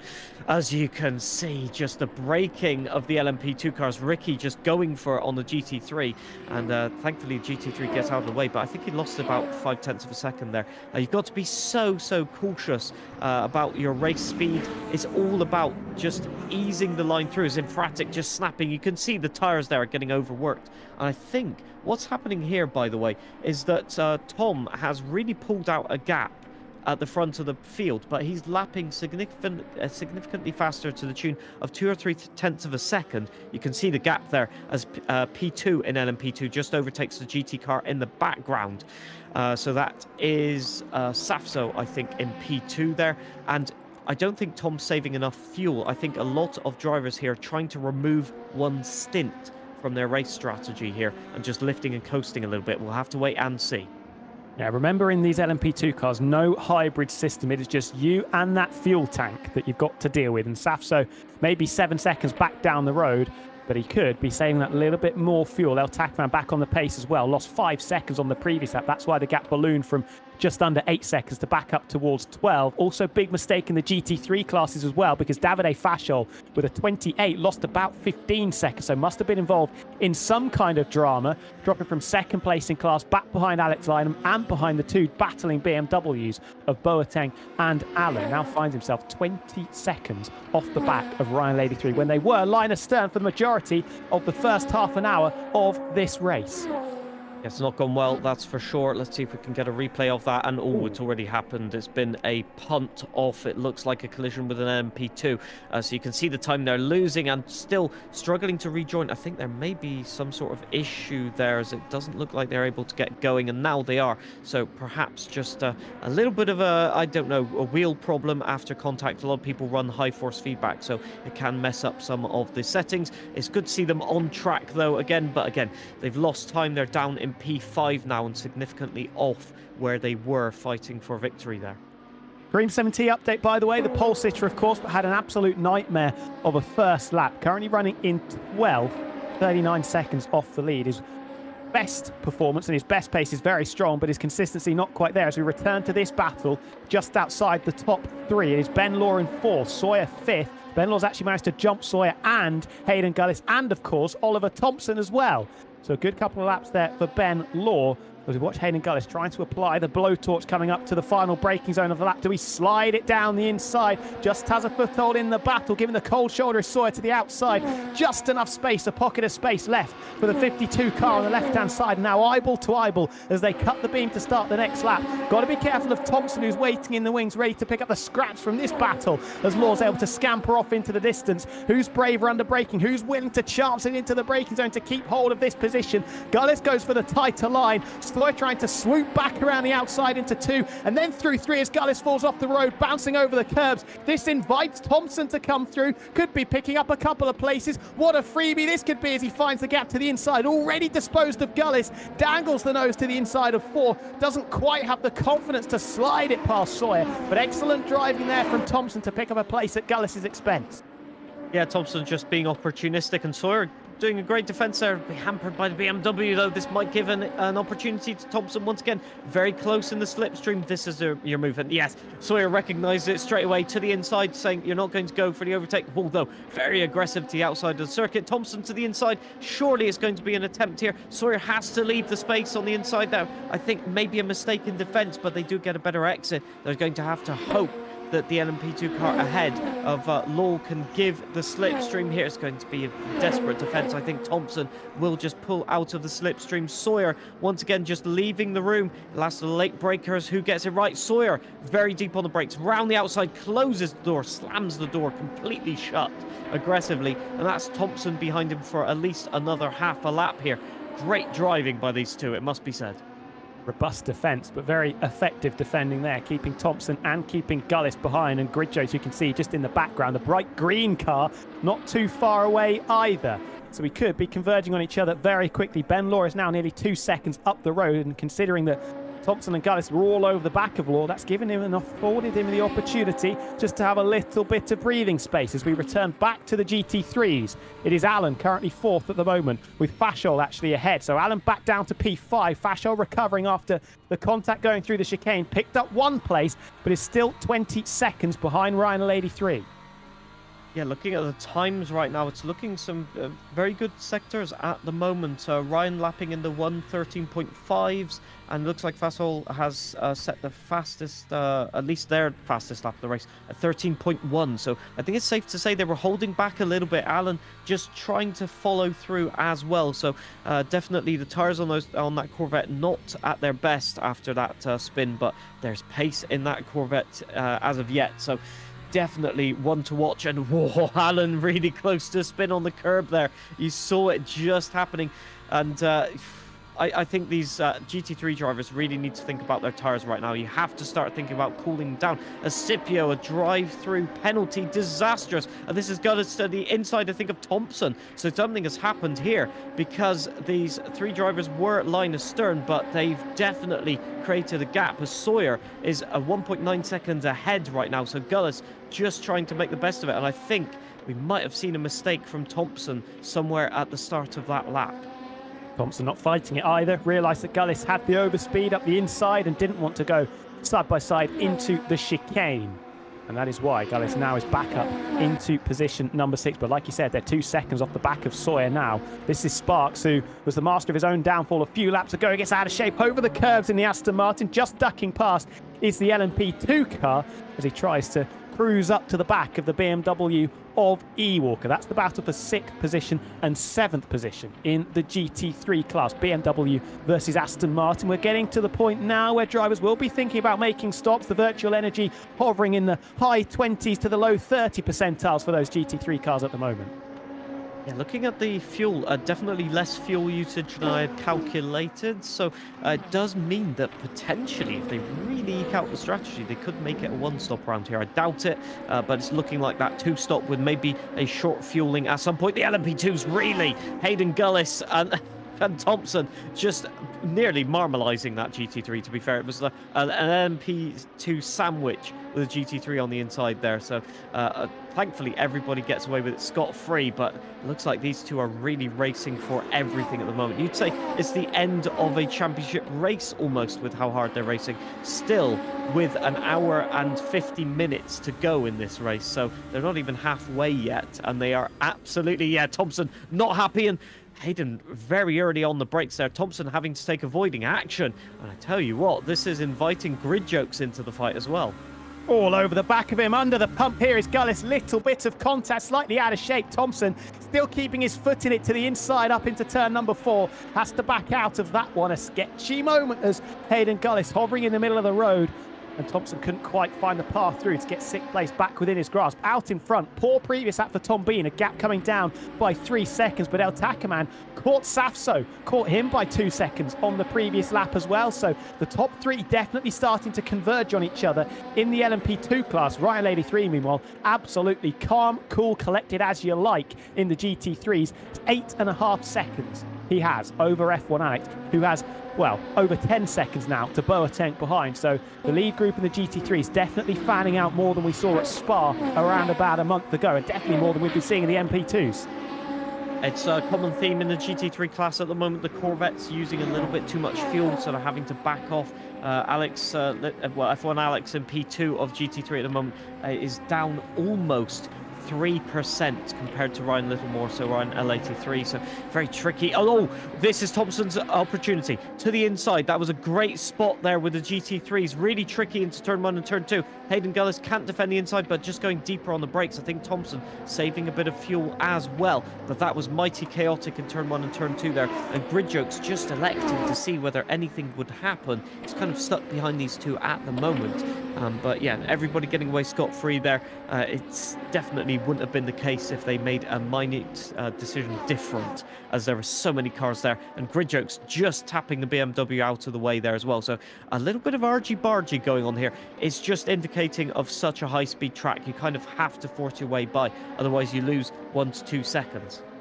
Sapso, fastest lap, half a second quicker than Tom Biener, half a second, nearly a second in fact quicker than El Taco Man. And the ebbs and flows that we're seeing with the strategy and the traffic as well coming into play, that's why we will not know the full complexion of this race by the time we get to the very death bit. This is Sparks having it out, trying to recover, make up for lost time, battling away now with the BMW of Alan. Ewalker's already checked off into the distance, disposed of Alan. To the outside of turn one goes the Aston Martin. Now trying the cutback to give himself the space. Can he get the exit? The answer is no. Alan parked in the middle of the circuit, and the BMW still holds on to sixth position with Ewalker 2 seconds up the road, just overtaken there by Austrian Andy on the run into turn 4. And it will be a late lunge to the inside. He's had some trials and tribulations at this part of the circuit, but that was brave. That was very daring. From Sparks to the inside. Is there the space? No, there's not. There's the contact again. And it's the BMW half spun round. TK just avoids it in the background. You can see the Lamborghini exiting stage left to get off the circuit and get out of the way for the parked Beamer in the middle of the road. Yeah, Alan's been hit by someone there, just spun around even more than they were, so just trying to rejoin. I'm not exactly sure, might have been an LMP2. Doesn't look like there's any car off though, so whoever it was just a light tap, but they've rejoined. It's just a frustrating kind of move there. I think Sparks just trying to throw it in and keep the position because they know the BMW just has more straight line speed, but it was kind of just a day short, yeah. Day late and a dollar multiple short. dollars. Yeah, there you go. That's the saying. The word's getting a bit crossed as I try and look at the telemetry as well. It's just, I think the Aston Martin just cooking the tires, the front tires. There was no grip. You could see it there. He had a couple of stabs at getting that rotated into turn number 1. And you say day late and a dollar short. It came from his overdraft. That's how far behind he was as he charged it down the inside into turn number 4. Back on with this almighty scrap that continues to bubble away between Sawyer, Gullis and Thompson. Ben Law is now 5 seconds up the road. He is checked out. He's not in this equation anymore. It is once again the battle for 5th, 6th and 7th, with Grid Jokes just hovering 2 seconds off the back of them. Alex can't drive an Infratical, so within 5 seconds of this trio. So any mistakes are going to be costly positionally. As we see Hayden planting the loud pedal out of the final corner. Got some traffic to contend with for both cars. Can he try and use the slipstream to his advantage? Had a bit of a double slipstream, definitely closing on the run into turn 1. But this time, it's the car in front that is braver under brakes. Hayden Gullis having to hover behind still. And we've seen it can go a little bit wrong when you're slightly too overzealous on the left pedal. Yeah, Hayden, I will say, not known to be the most... how would I even put it? Patient of drivers, let's say. So I definitely think he's going to try and send a move. So we've seen it in multiple series and creator series that he will just go for it whenever it's possible and just last of the late breakers. You can see the closing distance, even in the chicane. He's setting up for a move, perhaps into turn 1, I think. Just not getting the exit, though. A little bit too deep on the brakes. So the LMP2 requires a lot of sort of finesse driving. And if you really get it late on the apex, it can understeer. And that's what happened there, just not getting the exit. Sawyer maybe 2-3 car lengths ahead right now once they get up to speed, and that's just not going to be enough into the braking zone. I'm just looking here as I think maybe we've had some pit stops here. No, it's maybe just a timing thing as Andy Sharp has just popped into P2 there. So unless there's been a mistake, I think there has actually been a mistake there. Something has happened because that is Safso down to P3. They've been doing tremendous pace up until now. So we'll have to wait and see whether that was anything gone wrong. I think it already has gone wrong for Safso by the time of this replay because they're on the defensive, and that last lap was a 1:07, so just giving up the position. That's an interesting one. Didn't fight it into turn 1. Must have been balked going through the final corner. That was Hayden Gullis hanging the back out on the run into the chicane through turn 5 and up to the chicane we go. That was a little bit brazen there from Hayden as he kept it planted, but he has managed to take 5th place away from Sawyer, but I don't think Sawyer's going to live this one down. Going very defensive on the run into the penultimate corner, the final braking zone of the lap. Sawyer ducking and weaving every which way, trying to find the best path. Will it be the swooping long way around the outside? Will he be given the time of day on the outside? Bumping over the curbs. There's a McLaren to contend with as well. He's going to get boxed in as Sawyer tries to force his way, muscle his way out. And now there's contact on the straight. Hayden Gullis flung into the barrier, pirouetting down the main straight, trailing down the barriers. And trying to get out of that boxed-in position was Thompson, just barging his way over one too many times. And it was Gullis who came off very much second best in that altercation. I think, I want to say six of one, half a dozen of the other, but I really do think Thompson was just a little bit too aggressive there. It's strategy to box in, in multi-class racing, it's strategy to box in your opponent behind a slower car. That's what Hayden Gullis was doing. And then I think just Hayden moved out of the way a little bit, which allowed Thompson to get alongside. And then Thompson went for the space. Hayden tried to close him off again, and it just wasn't happening. So I'd say 5 of one and 7 of the other, maybe. That's how I'd say it, because it was just two drivers miscommunicating, going for the same bit of tarmac and needlessly costing themselves at least a couple of seconds, if not in Hayden's perspective, at least 10 seconds of their race time, effectively. Yeah, it's aggressive from both. It's aggressive from Hayden to really box the car in behind the GT3, and aggressive as well from Sawyer to try and physically force and muscle his way out of that boxed-in position. And it did work out to his advantage, because he may have picked up a little bit of damage, but he's got 5th place back. He's now got Hayden Gullis a further 10 seconds back down the road and doesn't have to deal with him for the next few laps at least. Then comes Kareem 7T, Dak Govins, Riccio 3, Tim McMardock and Austrian Andy behind Hayden Gullis, just outside of the top 10. In all of those goings on, Infratic has moved up to 8th place, taking a position off the hands of Alex Can't Drive as well, as we see Infratic just slowly creeping his way up the leaderboard. He's only 25 seconds off the lead. Anything can happen. Whatever's happened, by the way, to Safso, they are still losing pace. They're 8 seconds behind the leader. And, whoa, that is Ricky just corner. Yeah, dropping it completely on the brakes. I think just trying to get it slowed down, just recognizing that you missed your braking point, and you can't really do that. You've got to let it run wide effectively. This is Infratic, I think, going for more positions, or is it Benjamin Daly, perhaps? Team McMardock, yeah, you can see the big logo on the side there, and he's just so aggressive, and I think it's playing against him at the moment down in P13. I think there's been some more altercations that we haven't seen on camera here, but the pace is there. It's just that the consistency is absolutely nowhere at the moment. There's some laps in the 106s, which is great pace at this stage in the race with the tyres. And then there's some laps in the 108s, and it's just dropping away. And yeah, you can see the last lap of 107, so not too bad. This lap is going to be a 106, so the pace in clean air is there. I just think it's not used to overtaking in multi-class racing. It makes such a difference. Absolutely. And it's been an interesting up and down one for Ben, because he didn't qualify particularly well, although the lap he put in was semi-decent. Then got himself up to P5 in the early stages, but a couple of whoopsies and a couple of bits of contact have chucked him down into 13th. Somehow, if you said to Tim McMardock at the start of this, you're going to be running P13, which is exactly the position you start, I would have thought, oh, it might be a little bit calmer. It definitely has not been calm for the multiple two-time Creator Series champion, who still has a lot to fight for in this, because there are still a couple of cars within feasible catching distance, and we've seen numerous times, I should say, carnage can unfold, and it can bottle up, and it can snowball very quickly for a lot of cars involved as we approach 10 p.m. local time here at the Bahrain Outer Circuit. Tom Beanert still leading the LMP2s, as he has done from day dot in this race. 39 laps those guys have completed, 7.5 seconds clear of El Takiman, the previous winner of the Creator Series inaugural LMU race, but he's 7 seconds back down the road, and Safso dropping time as well. We think fuel saving quite a lot, now 10 seconds off the lead. In the GT3 class, it's a little bit of, BMW, Corvette, BMW, top 5. Ryan 83 with a sizable 13-second advantage ahead of F1 Alex in the Corvette, with Boateng, Davide Fashol, who's had a couple of whoopsies out there, and E. Walker in the BMW, your top 5 there. A couple of retirements as well, plus a disqualification. That is Davide De Scipio, who got DQ'd. Jay Marsh, B-Roy, and William Salu, your retirements so far, as we have just over 1 hour and 40 minutes, just over 100 minutes total left to go.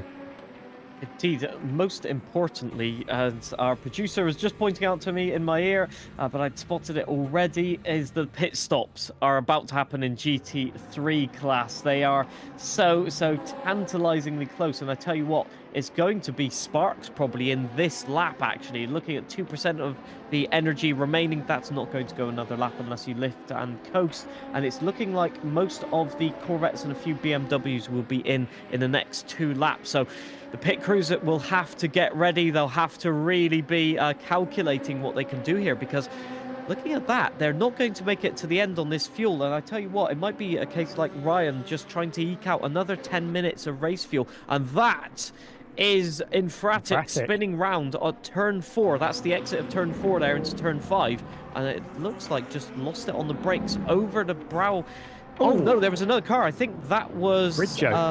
Yeah. I think that's Gridjoke's parked in the middle of the road. Fabio looked like he was already losing it on the run into turn 4, the back end stepping out at the apex, but then with absolutely nowhere to go. This is why Gridjoke was pointing in the wrong direction, threw it to the inside, I believe. That's on Sawyer, just looping around and collected by Fabio. Both of them, you would imagine, with some damage there. Hayden Gullis has also been into the pits, as have two of our top 3. Tombina into the pit lane, along with Safso. That's, I think, what you can call a series of unfortunate events for Infratic, for Gridjokes, and for Sawyer, indeed. So, yes, Tom Knight carrying on 4%, so that's going to go maybe another lap and a half. So you got to pit at the end of this lap, you'd think. So a lot of drivers in the pits. So Tom, for the first... well, I think the first time in this race, because he got the lead before turn 1, he is relinquishing the lead, pitting before other drivers as well. Safso will carry on for at least another lap, but you'd think that they can maximum just make a 1 or 2 lap difference on the lift and coast there. So it will be the round of pit stop. So you can see loads of drivers coming into the pits. Fastwell continues. It got another lap of fuel in the car. This will be very welcome as well to try and gain some pace back. Paco into the pits a lap later, and it actually should be a really commending bit of information for Tombina, because we were thinking early on that he was going all guns blazing and maybe using a bit more fuel than everybody else. In particular, Safso, who looked like he was fuel saving a little bit more as that gap opened up to 10 seconds before they jumped into the pits, but both pitting on the same lap. I think that tells us that this pace for Tombina is absolutely genuine. Yeah, for sure. I think Tombina can just, lift and coast with the knowledge that you've got like an 8-second lead. Effectively, you can just adjust the strategy, but I think everybody's sort of calculated, as it looks like 50% energy there. So I'm not sure if that's just the telemetry just throwing a loopy, but definitely they will have fueled, because I think effectively a lot of drivers have calculated they can't make this into a 1-stop. They're going to have to 2-stop it. So what they might do, some drivers might short fuel a little bit on this stop to maybe, I don't know, 80% fuel, and then do 80% fuel. Other drivers might fuel up 100% and then go for a 50% stint at the end. There's an interesting bit of strategy at play here. Few drivers still ongoing. Ben Law stayed out, same with Sawyer, same with Dak Govins and Tiamat Marder, because Tombina into 5th now in class. Ryan Lady 3 staying out. Got a lot of energy, as has the BMW of Boateng, who's done a really solid job. Still 7% left in that car, virtual energy-wise. So another couple of laps you would think he can get out of that. Fashol also in the pit lane, along with F1 Alex and E-Walker. I'm just trying to do the maths and the calculations on this. I don't think the GT3s can 1-stop either. Just looking at the fuel here, Ryan's unlikely. Desperately trying to. Yes, it's unlikely. It's looking like, and everybody's taking a full tank of fuel as well. So that would indicate that it's definitely not a 1-stop. Just a few laps short, I think. So Infratic carrying on. He's already been into the pits, as far as I can tell. So a lot of drivers just continuing. Sawyer still out on track though. So a lot of drivers carrying on. Ben Daly as well is in the pits. So that will rotate Brewer, so Tom to the front once again, with Sawyer the only driver at the moment left to pit. I think Safso's had another big issue. He's behind Thompson now as well.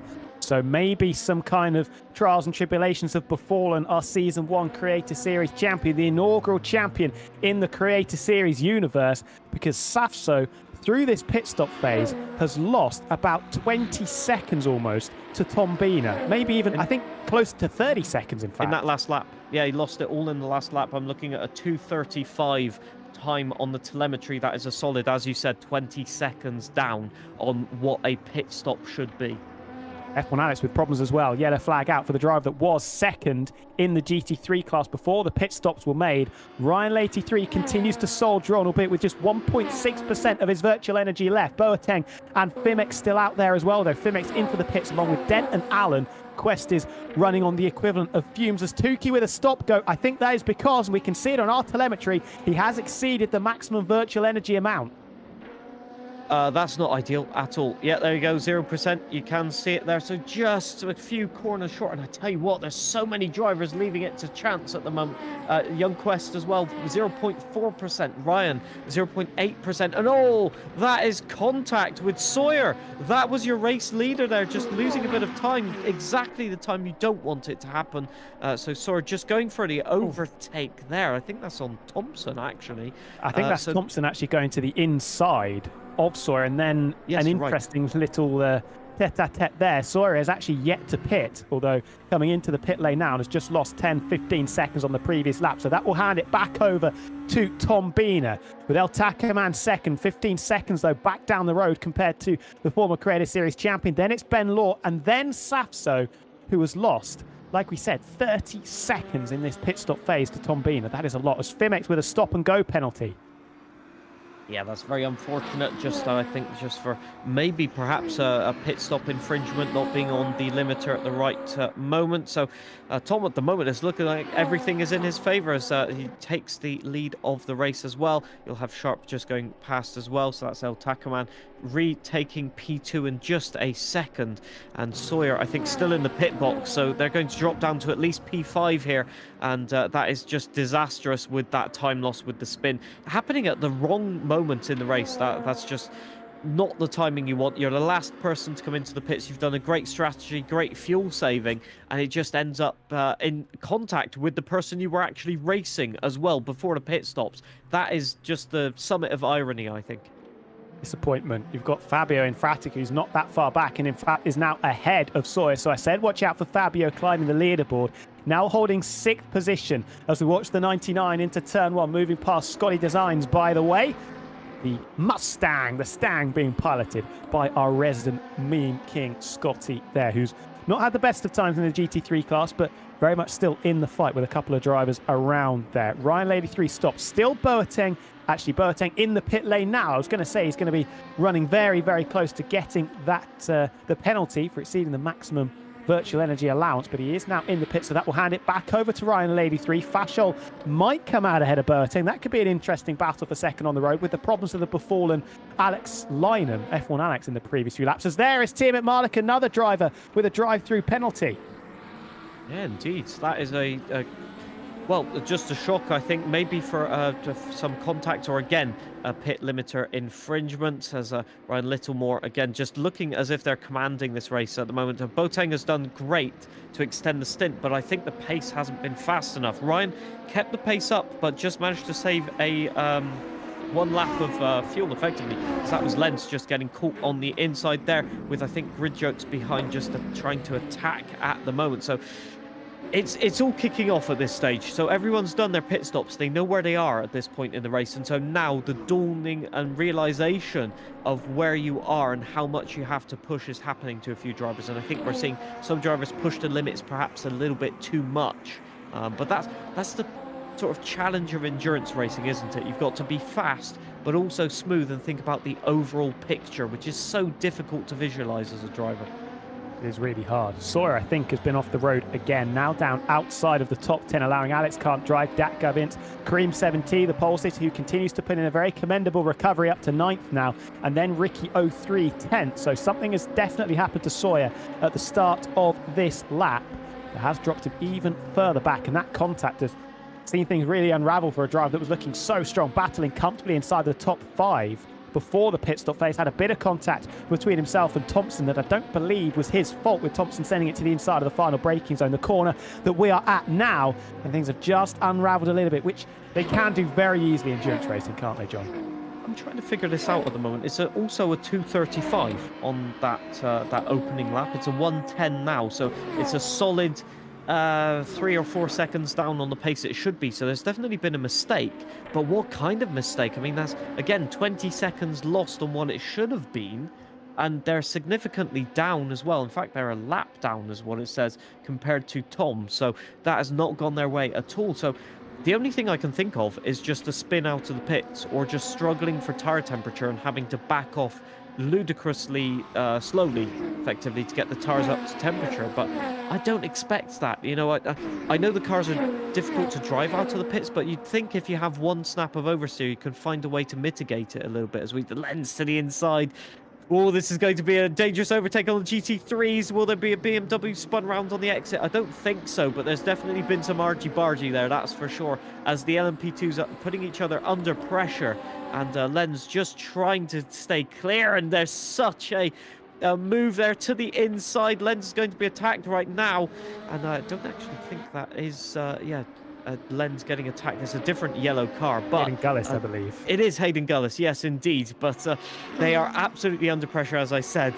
This is the type of moves that you see in endurance racing that define the race. You have to keep track position at this stage, and you are going to fight tooth and nail for it. Not Hayden Gullis, as it turns out. So we've got a lot of yellow cars being shown out there on the circuit. This is Hayden Gullis, who's got, I believe that is Grid Jokes to contend with just behind, or maybe actually Ben Law, who's trying to lap Hayden. Ben Law has done a really strong job here, just almost spawned in third position. Is only a couple of seconds off the back of El Tacoman, and that has come very, very quickly in the pit stop phase. One of the big winners, because he's got 14 seconds over Safso, who spent the majority of the first hour of this race comfortably in second position. Yeah, for sure. I mean, it's all about the definitive drives, isn't it? In the case of a sprint race, it would definitely be down to, you know, who sets the fastest lap, who's been the fastest overall. But consistency in a 2-hour and 40-minute race is everything. And Ben Lord has just done everything they can to just keep it on track, but has just profited from other people's mistakes in various stages of the race, and now they're in a podium position, and I must say quite comfortably at this point. So in fact, they're actually trying to attack El Tacoman maybe in a couple of laps as well as the pace comes down. They're definitely setting a great pace. Let's see, 105 at the moment, the fastest lap for them. It's going to be a 106.4. That's 0.4 of a second. Compared to El Tacoman, that gap is going to close in about a lap and a half. They are in front right there. Things flip-flopping and changing all the time, and that is why we absolutely love this series, and especially in the creative series, because it's carnage and action and intrigue every single place that you look, isn't it?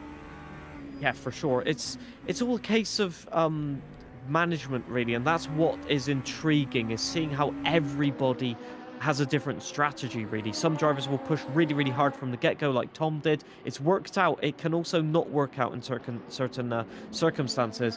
And I think now we're just seeing drivers get a measure of what this race is all about. They've learned about the tire temperatures. They've learned about the difficulties maybe toward the end of the stint, and they can start to formulate a plan. And this is where it gets really interesting, because effectively they can now start to attack. And this is emphatic, just going for the moves. And I think very, very, very aggressive. Nick Fly's getting out of the way, but I think just not happy about how that went down. Strong job there from Nick Flyers to stay out of the way, because Fabio had made it quite clear that he was sending it down the inside. Up into P6, Fabio, after not the best of qualifying, only 11th. Expected maybe Infratic to be a little bit higher than that, but has slowly climbed his way up the leaderboard, and only 10 seconds now off the back of Thompson inside the top 5. So watch out for that battle. Maybe continuing to progress as we head into the final 90 minutes. Watching Alex Can't Drive pursuing Dak Gavint in the battle for 7th and 8th at the moment, almost pushing him into the braking zone of the final couple of corners.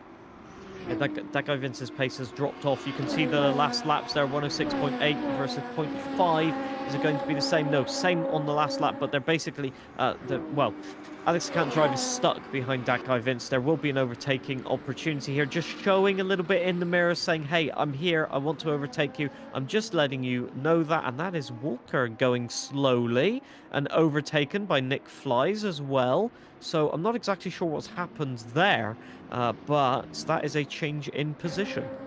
There's been a problem for Ben Law as well, who's dropped from 2 seconds to 12 seconds off the back of El Tacoman. Not 100% sure what the situation is there for Walker. Maybe some technical difficulties that have been going on, and that's why he stopped. We've seen it with a couple of drivers. F1 Alex, I believe, had some technical difficulties that dropped him out of second in class down to 5th in the GT3s as we return to the live action with Safso, who's now only 3 seconds behind Ben Law, and that gap in the pit stop phases did extend up to 14. So either Ben Law didn't change tyres and has now been reeled in at a rapid rate of knots as Safso to the outside finds the smallest pocket of space to pass the Aston Martin, the Sparks, and Scotty Designs in the Mustang.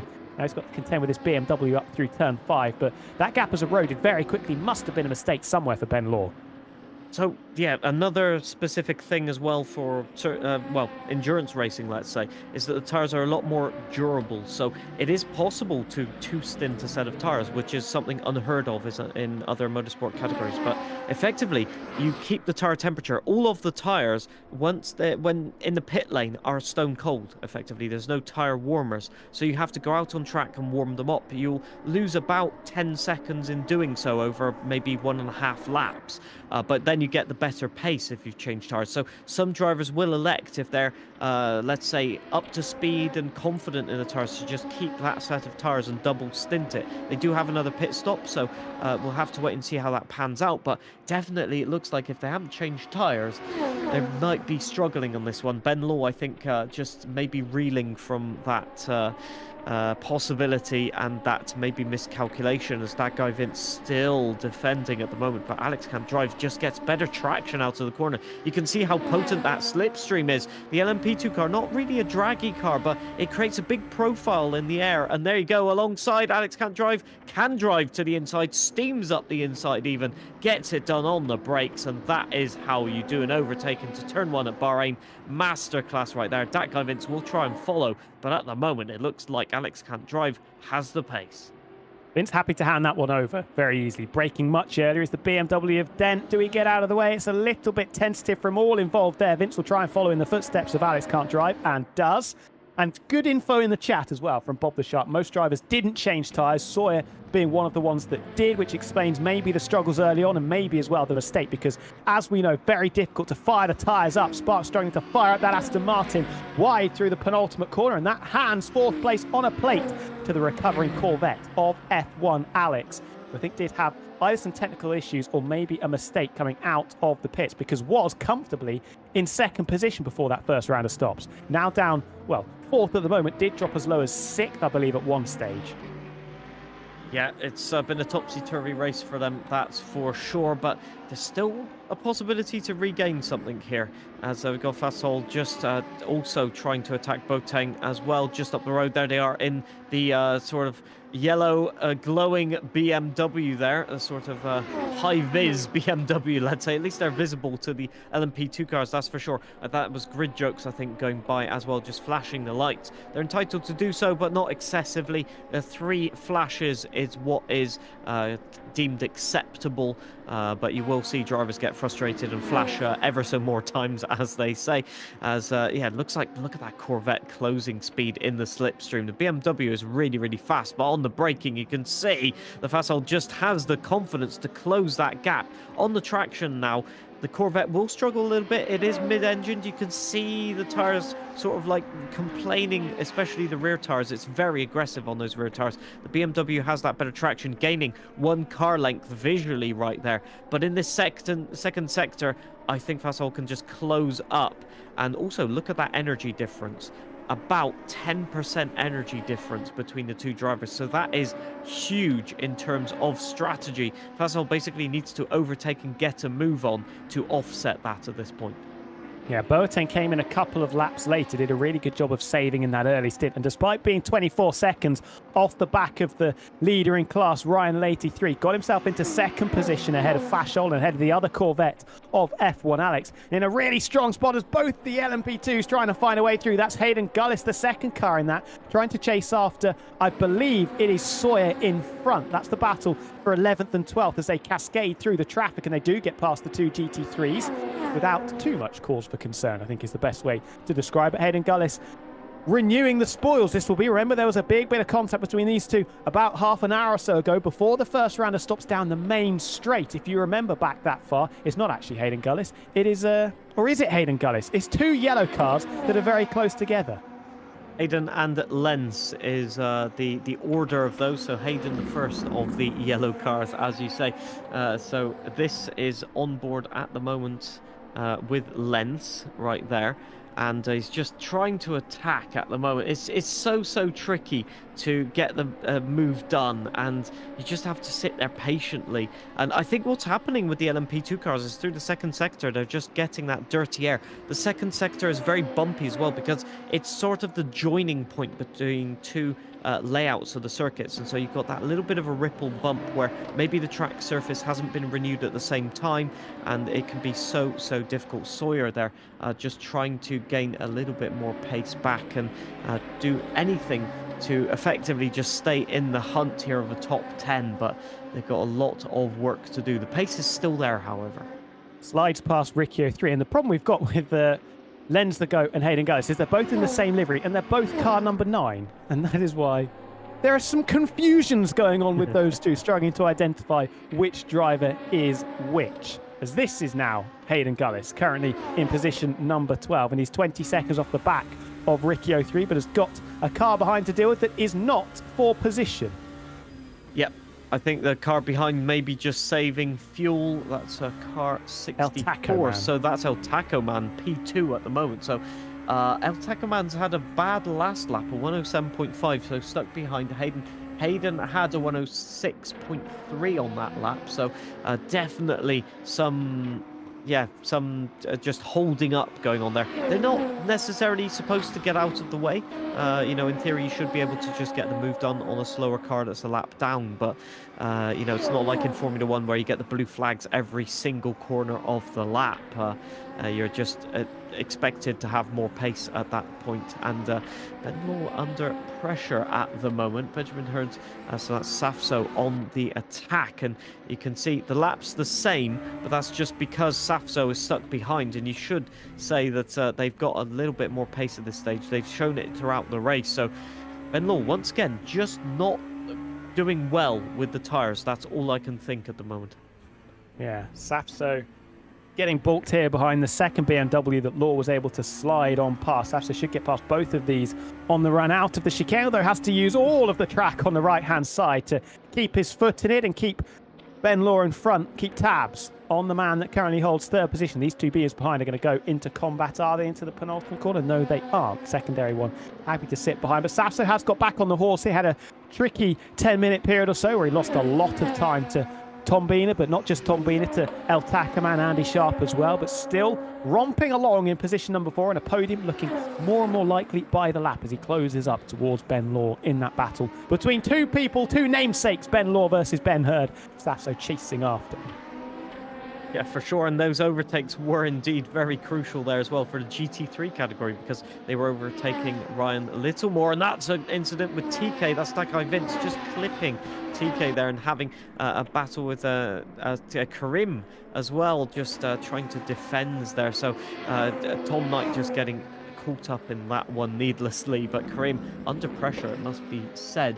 In terms of pace, I mean, they've kind of kept the same pace at the moment, so Karim just pulling away from that guy Vince on this lap, but it's certainly line astern at the moment. Sawyer has managed to follow them as well, so you could see a ding-dong battle going on at the moment, and I think the pace will just ebb and flow depending on the tyres. At some point you have to lift off, cool down the tyres a little bit, and then go again if you want to multiple stint these tyres. You can't just keep pushing at 100%. Karim has recovered really nicely, we have to say, after the terrible opening couple of laps. Got himself comfortably inside the top 10 now, and as you said, he's actually really consistent. His last lap was only a quarter of a second down on his personal best. He seems to be working his way through the traffic fairly nicely as we come up to one of the Corvettes and a BMW just in front. That's Tiamat Marduk ducking out from behind the yellow and silver BMW into the penultimate corner. Tiamat Marduk, who picked up a drive-through penalty earlier on, apparently in the pits. His engine stalled, which is why he lost a whole host of time and is now at the back of the LMP2 pack, despite still possessing some strong pace. But he is, unfortunately, for our two-time Creator Series champion, 3 laps down. Yeah, it's unfortunate happenings for Benjamin Daly, but, not every race can be. And that's Sawyer steaming up the inside of that guy, Vince. Incredible scenes. How did they get that stopped? But they are just so confident. They've just made that look easy, pulling away right now. That guy Vince not being able to answer anything in terms of grip, traction, acceleration, braking, just nothing happening for the moment. I think it's just demonstrating the different confidence levels. Although that guy Vince was coming back there a little bit, the BMW getting in the way. I think that's E. Walker just getting overtaken there. So you can see, especially through the slow turns, that guy Vince losing multiple car lengths right there. Looking like the car was struggling to turn, a lot of understeer happening there. So looking at the times as well, Karim has the pace to catch everywhere up to P4. But it's about a 30-second gap, so a lot of work to do. Absolutely. And we should also mention track limits, which are going to be something for drivers to contend with, and maybe an explanation for some of the penalties that we're seeing. Tim McMurdoch, one of those who picked up a drive-through penalty exceeding the maximum allowable amount of track extensions and those track limit points that you get in one go. We have had a couple more retirements as well. Scotty Designs has Beda Duran jumped out of the session. Tukey as well has ended their day slightly early. So that is 6 drivers so far that won't be seeing the checkered flag. And with still an hour and 15 to go, there could be a couple more that will jump out of the session with some dramas going on in the final stages. We're into the second half of this race now. Tom Bean is 16 seconds clear. In the LMP2 class, Ryan Lady 3, 26 seconds clear at the top of the GT3s. Yeah, and for Ryan, it's actually a very positive thing because he's only just short of energy on Boateng behind. So that's 26-second gap, and probably if you equalize the fuel, it's about a 20-second gap. So it's looking good at the moment.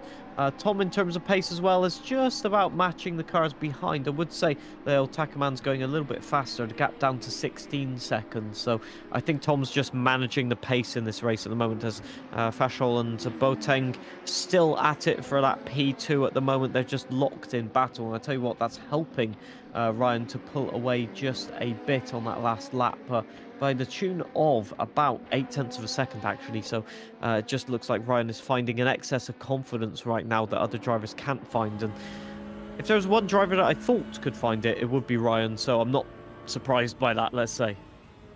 When Alex Winner last time we were in the GT3s managed to beat out Ryan 83 after some late trials and tribulations for Ryan, who didn't change his tyres and eventually fell victim to that one, dropping even down into position number 3 as Dak Gavins was able to come through. This is a battle just outside the top 10 between the BMW Fimex looking to the inside of turn 1 on TK, who manages to hang the Lamborghini around the outside to keep hold of 11 just for the moment. Slightly wide there through turn 3 up over the curb. Not the most compliant over the bumps and undulations is the Lambo, and it gives Fimex the opportunity maybe to the outside of turn 4. They've got a trio of LMP2 cars firing and waiting in the wings to come through. I think that was Grid Jokes who had a look to the inside to try and get past Fimex, and he might get gobbled up by the cars that are approaching behind him. Yeah, this is not ideal for the LMP2s. They're just going to have to try and find a way past. This is going to end badly for somebody. No, everybody gets through, actually. So Tom Knight just being able to find the apex in the Lamborghini. Definitely a very difficult car to drive, and I think that's emphatic to the inside. These guys are absolutely sending it, that's for sure. They are just leaving no stone unturned in terms of pace.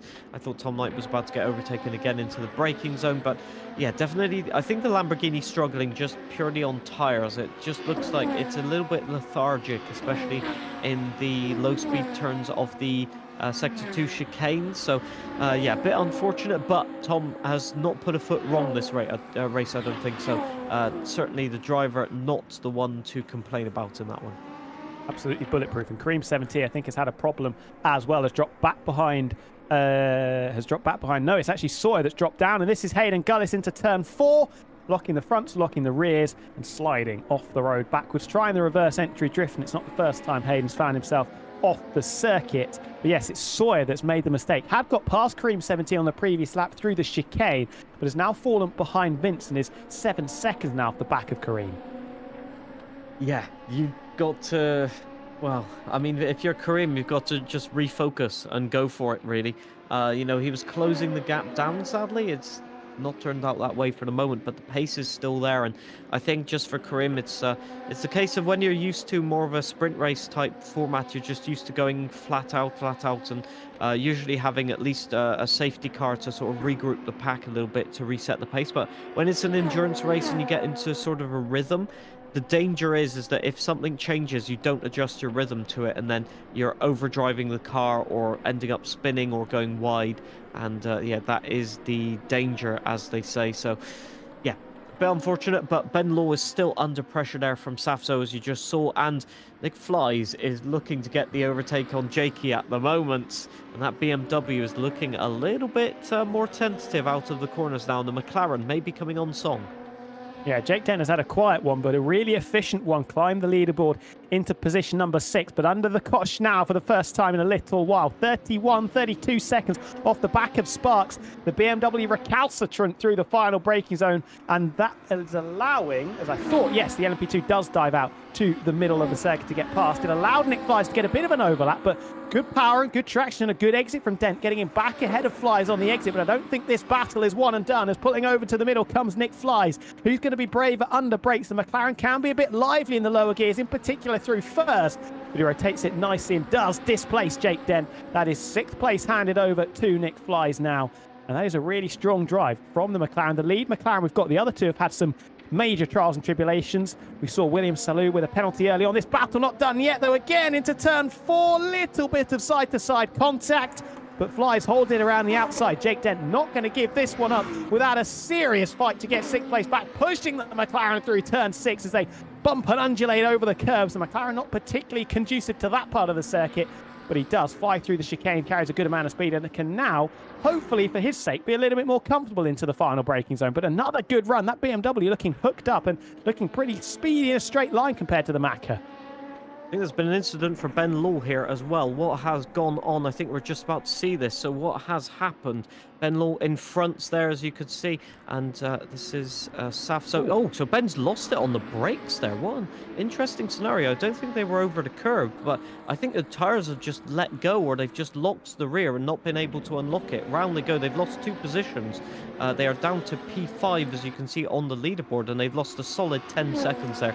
Plus the tires will be absolutely screaming on that lap. So 110. So it's been a disastrous 2 laps actually. So 112.8 and 110.8 right now. Yeah, they're just dropping down the leaderboard a little bit, and it's just very unfortunate. Moves down the inside of Austrian Andy, by the way, who is currently 15th in class, a couple of laps down on Tom Biener, who has led almost from start to finish, dropped down to, I think, as low as P7 or 8 during the pit stop phase, but that gap is now nearly 20 seconds, and he's lapped all but El Tacoman and Safso in 2nd and 3rd. A commanding performance from Tom Biener, who's looking to pick up his first career series victory in all capacity in over 2.5 years. That's one way to do it, that's for sure. It's a commanding lead at the moment. He's just pushing and just showing the ultimate pace that he has. He's a very talented driver. He's been involved in many competitions, so I'm sure this one he will be taking in his stride. It seems like that way. Basically, apart from turn 1, nobody's able to even contest him at this point, have they? No, he's been unbelievably strong. He was handed the lead after Kareem 70 tried to go too late from pole position, found himself gobbled up on the run into the first braking zone of the race, and then had another issue through the chicane that threw him out of contention despite some really strong and consistent race pace. And Tom Biener, ever since he managed to drop Safso, he's been so comfortable, bulletproof, one might say, in the lead of this race, although he has exceeded track limits on the previous lap because he has no lap time to his name, but the gap's still hovering around 18.5 seconds. Same gap separating El Tacoman, last time winner in the hypercar class, and Safso in 3rd. Just looking at these lap times from Ryan while he's on the cameras there, it's just consistently 0.2, 0.3 of a second faster than anyone else. He's just increasing the gap. The gap's back up to 26 seconds after I think Ryan was doing a little bit of fuel saving as well. And yeah, it's just absolutely relentless pace. Let's look what the next lap is. So 113.7, 114.2. So maybe a little bit of fuel saving. He's brought the fuel delta down to less than 1% compared to Boateng in 2nd place. So while they're fighting for second place, Fasol and Boateng, Ryan's just saving fuel, keeping everything consistent and cruising a little bit as well. He's probably enjoying this a lot, flashing the lights. He's probably got some camera on or a second screen watching the stream at the same time as well, knowing him. So yeah, he's getting involved, as they say. And for this Safso on screen, He's just trying to chase down at the moment a gap of, what is it, 17 seconds? God, it's a long way to go, isn't it? That is really, you've got to have a lot of pace to catch El Tacaman. And this is Lentz having possibly another problem. Oh, wow, that snapped, didn't it? That was almost as if he disabled the traction control. Was a lot of wheel spin, and a strange part as well, because it wasn't necessarily on the initial throttle. He spooled it up and then lost the back of the car. So an unfortunate one for Lenz. It's not the first time either that he's found himself pointing in the wrong direction. This could be Dent losing another position. Ewalker trying to recover after a poor pit stop phase, some technical difficulties, as well as the two Beamers battle it out through the final couple of corners. It's Dent on the outside that has the high road and still has 7th place in his clutches. Nick Flies hasn't managed to scamper off into the distance either. You can see the black and papaya McLaren just a further second up the road.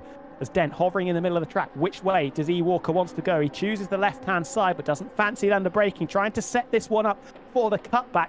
Maybe to give himself a run into turn number 4. Remember, this layout, the outer layout, it's all about angles, all about trying to set yourself up to try and steal a march on your rival in front. Flashing the lights to Dent in front, maybe signalling what's about to come into the braking zone of turn 4. Does he duck over? No, he doesn't.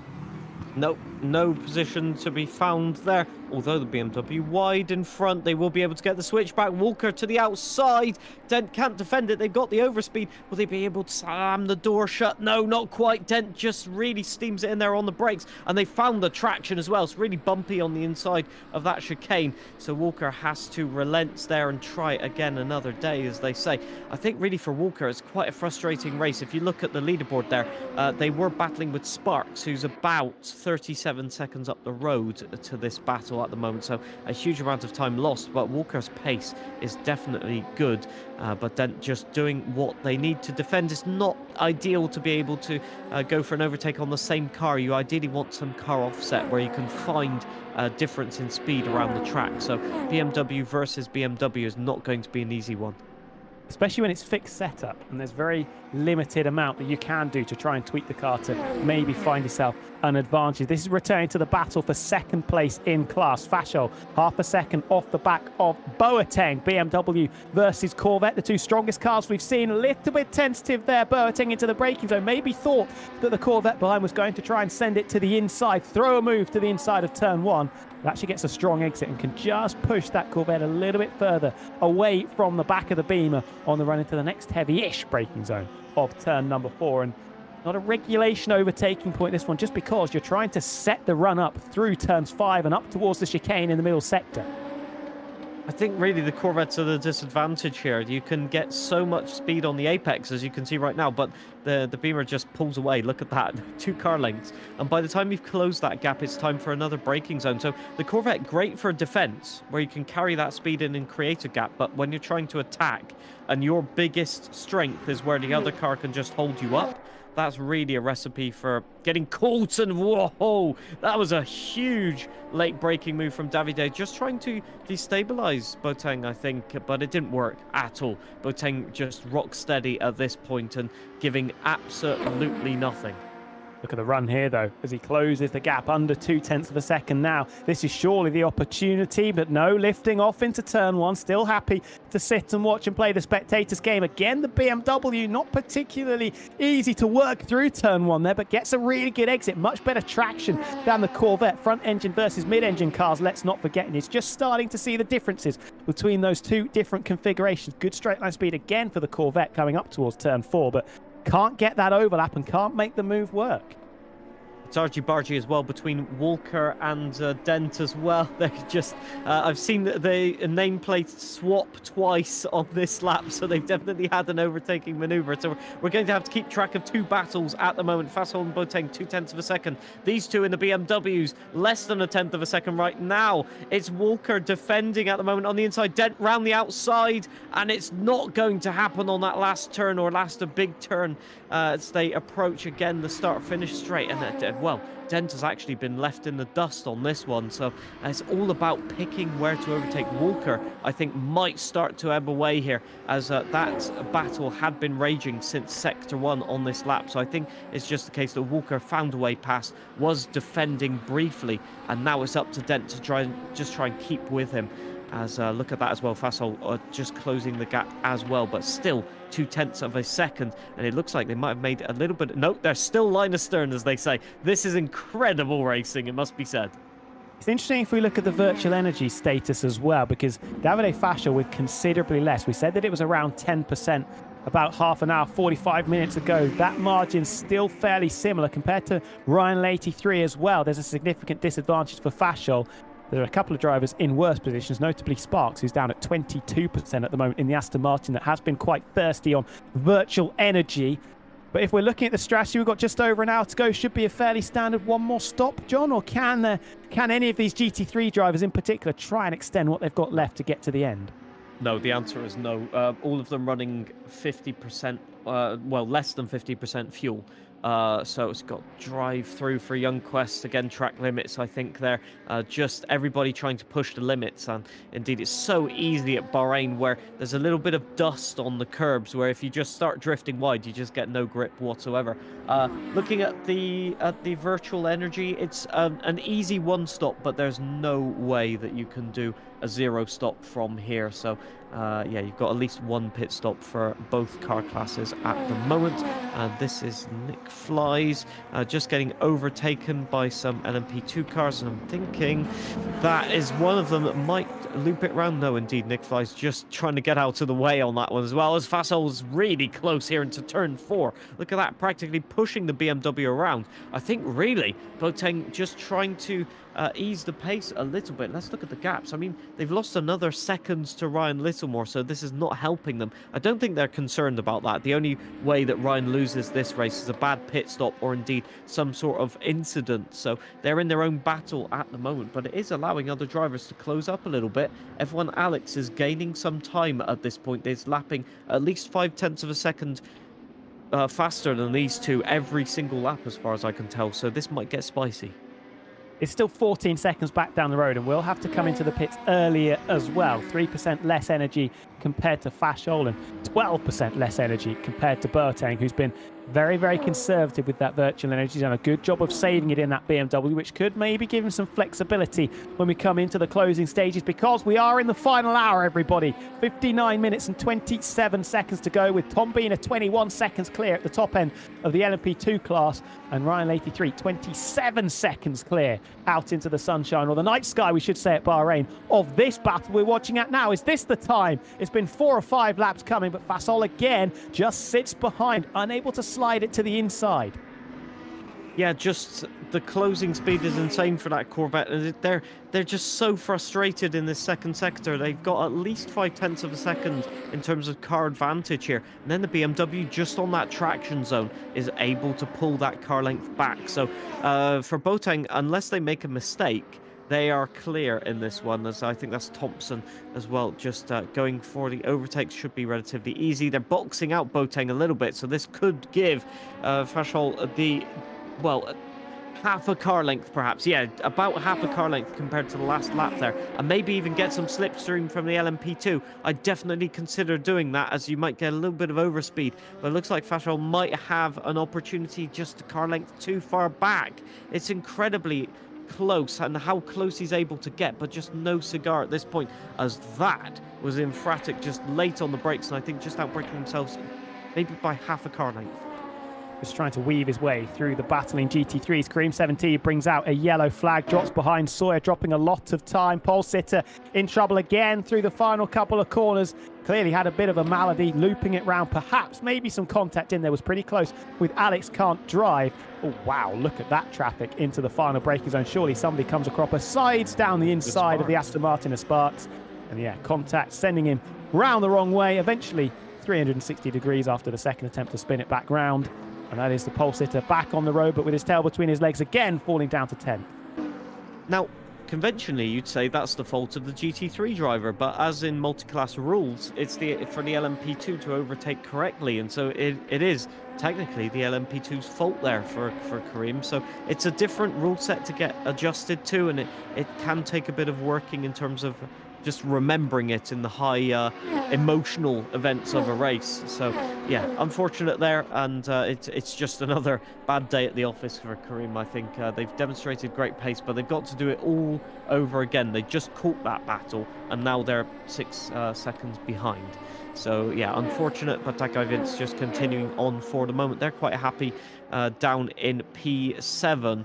And Alex can't drive right behind as well. So that battle actually might get heated up once again. We've seen it before where they've had a battle for about 4 or 5 laps. Will we see that again? I think so. Time to get the popcorn ready. And we'll probably expect Kareem 17 to cruise up to the back of them in the remaining 50 minutes or so as well. 10 seconds behind Vince and Alex can't drive, but with a significant pace advantage and better consistency too. But this is the problem, the swings and roundabouts, because you could easily say, Kareem, you're a little bit too late on the brakes. But when you have that many cars piling into the final braking zone, it's so difficult. Speaking of the final braking zone, this is Ewalker. Neither drive with a lot of virtual energy left, but it's the Beamer in the ascendancy on the traction out of the final corner, taking 6th place off the hands of Nick Flies. Another driver that's put in a good recovery job after some technical difficulties. 6th place, but not really any room to move forward. 41 seconds off the back of Sparks, who is 13 seconds off the back of F1 Alex, who's 13 seconds off the back of the battling duo of Boateng and Fashol.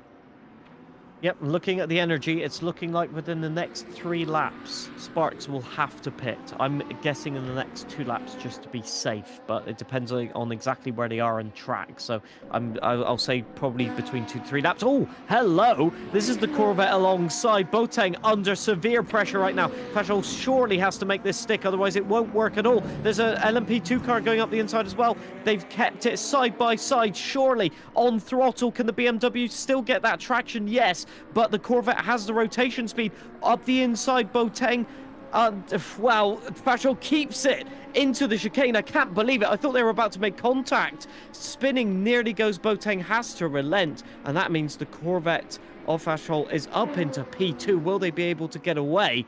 Boateng there just, I think, teetering on the edge of grip. It looked like for at least a few seconds they were about to rotate the car. And I think that's just a little bit of a mistake in the first sector there that's allowed the Corvette of Fashol to get away into P2. And now they've got the difficult job of defending against that straight line speed. You could just see in the background, I believe that's Tom Biener entering the pit lane, and is. So the race leader in the LMP2s in for what should be the final stop of the race. Fashol in the middle of the circuit, making the BMW go the long way round, almost slamming into the back of the Corvette. Boateng had to keep his wits about him because there's 3 very angry-looking LMP2s on his heels and up on his haunches too coming out of turn 3. So got to be careful as Vince flies through, I believe that is, along with Alex can't drive. Yellow flag's thrown for Infratic, who's 20 seconds up the road from this group that we're currently watching. As staying out is El Takaman. Safso continues on as well, with Tom Biener making what we said should be his final stop with 54 minutes to go. Biener will have to take more fuel, however, if they're pitting first, and this is Infratic, and just, wow, lost it completely going into, I think that's the chicane area. So, and he's not held the brake. So if you're familiar with endurance racing, if you spin, you are meant to hold the brakes and not rejoin track like Infratic just did. That would be a guaranteed penalty in an official race, and very dangerous to do that, but he got away with it. But you think he's just trying to rotate the car and get it back on track to be the fastest rejoin possible, but for sure just dropping it, I think, due to overheating tires. What do you think, Tom? Yeah, it just looked like he pushed a little bit too hard, and it was almost on the correction, wasn't it, that he actually sent it round, overcorrecting slightly too much, as that's Gridjoke sliding his car down the inside of Lenz into turn 1 and picks up 12th place for his troubles. You can just see in front of them, that is Nick Flies battling it out with Ewalker, still having it out for 6th and 7th. The McLaren ballsy around the outside. There's not a lot of space there for Ewalker, but he just managed to slide it in there. Now they're going to be threading the needle. Ewalker's got to be careful. Nick Flies to the inside, and that is Gridjoke's dropping back behind Lenz, who found himself on the right parts of the racetrack with the GT3 cars in the way, and can now try and pull a little bit of a gap as Safso into the pits a couple of laps after Tom Biener. Nick Flies just slams the door shut on Walker. I mean, it was just like, I am getting past and I'm getting this position done, even before these LMP2s. And then, I can't believe that that didn't end in at least one car in the barriers. That was great driving, just great avoiding action. And at the end of the day, you have to just say Grid Jokes knew when to back out of it, and they'll have an opportunity to attack Lens at some point. Alex, F1 Alex as well, doing I'd say a decent attempt to just, I think, keeping the pace going at this point. You know, they're in P4. They're just waiting for anybody to make mistakes. And a replay here just of Fashol. So this is, again, I think the same group of LMP2s just overtaking other cars. And, oh, the Corvette just pushing out the LMP2s. They're kind of entitled. Well, oh, no, Fashol in the wall. Fashol spun it. Wow, incredible. Just trying to get back on power to defend against the BMW. I think they thought that the LMP2 would drag the BMW around, and they've just lost it on traction. Incredible stuff. All of that work to get the overtake done on the BMW, and they've just let it go to waste now. Nearly 4 seconds off the back of the Beamer 2, and we'll have to be coming into the pits much earlier. 8% less virtual energy compared to the Beamer in front. We will be seeing Fashol in, Thompson into the pits as well. This is Fimex still having it out with TK Tom Knight for 10th and 11th on all the wrong parts of the road. There is Fimex. Can Tom Knight find the switch back around the outside on the run into the chicane? You'll be daring to slide it to the inside. Got to leave yourself the space. You can be aggressive with the track limits, as we see from the Beamer on the inside. Doesn't have the optimal line though, and the BMW plants the power and still eyeball to eyeball with another car getting involved. We are 3 wide running down the straight. I believe that is for position as well. It's Devin Allen on the inside. Who's going to be backing out of this one? TK's brave to the outside in the Lamborghini. Just leaves the space for Fimex on the inside, but that is supreme racing from the man that usually finds himself commandeering commentary corner as the Lamborghini back up into 10th. And, well, Fimex now has something to think about with Allen right up on his haunches on the main straight. Yeah, Sparks was lucky to make it back to the pits there as well, as we're going to get more Allen to the inside. Fimex, can they defend? No. Late braking by Allen has got the move done even before the apex. Look at that. Fimex will try and get a little bit of a switchback. Nothing happening. That BMW traction really, really good there, but it does mean that TK gets away with it. He just pulls another couple of car lengths. He'll be looking to breeze off into the distance, but it's safe to say the Lamborghini hasn't shown that kind of pace. And look at the closing distance there. Allen almost just right behind the diffuser. You could take high quality images of that diffuser there if you wanted to from that distance, but you kind of think that TK is just outpacing that car and driving around some limitations. You can see it bouncing all the way through the chicane. It's a miracle that he's been able to keep it pointing in the right direction for the entirety of the race. But Allen looking to have that pace. TK, does he defend? Allen still just hinting that they want the overtake done. They will wait to the main straight, but TK going defensive, very defensive actually. That will compromise him. I think he's just off the track as well a little bit, and Allen and Fimex will get the overtake done. I think TK may be into the pits. Yes, 1%. 2 of the pits. Oh, Fimex just goes for the slipstream. Cheeky. Trying to extract everything he possibly could. Jake Dent has been in the wars as well. Lost about 10 or even 15 seconds with a yellow flag thrown for the BMW that was fairly close to the back of Ewalk, and now 15 seconds behind us. That's the yellow flag thrown for Allen, who we were just watching. This is Fashol to the outside, just slides past one of the LMP2 cars. Allen there in position number 9, still half a second ahead of Fimex, so maybe just a bit of a trip off the road. In the LMP2, still El Tacoman leading the way, only made 1 stop compared to 2 so far for Tom Bina and for Safso. Vince staying out as well, along with Sawyer, Ben Law 2, who is currently, in fact, in the pit lane as we speak. And this is to the inside of the penultimate corner. I believe that's Kareem 7T trying to slide on through and get past the lapped car. Oh, I say the lapped car, the different class of the GT3 of Fassel there, who has managed to cruise back up towards Boateng. Lost a little bit of time on the previous lap, but the gap that was 3.5 seconds now hovering just over 1.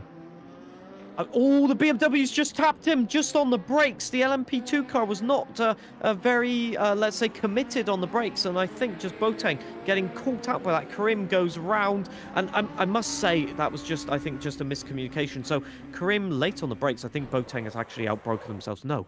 Wait, no, Karim was definitely not on the correct apex speed. Too slow into the apex. Let's have another look at that from a great angle there from our director. Karim too slow on the apex. Just, I think, again, being a little bit cautious in the braking zone, possibly just managing the lockup of the brakes, and that means the BMW just had nowhere to go, trying to take avoiding action at the last second, but it wasn't enough, and especially with the GT3s being heavier, it just punted the LMP2 round.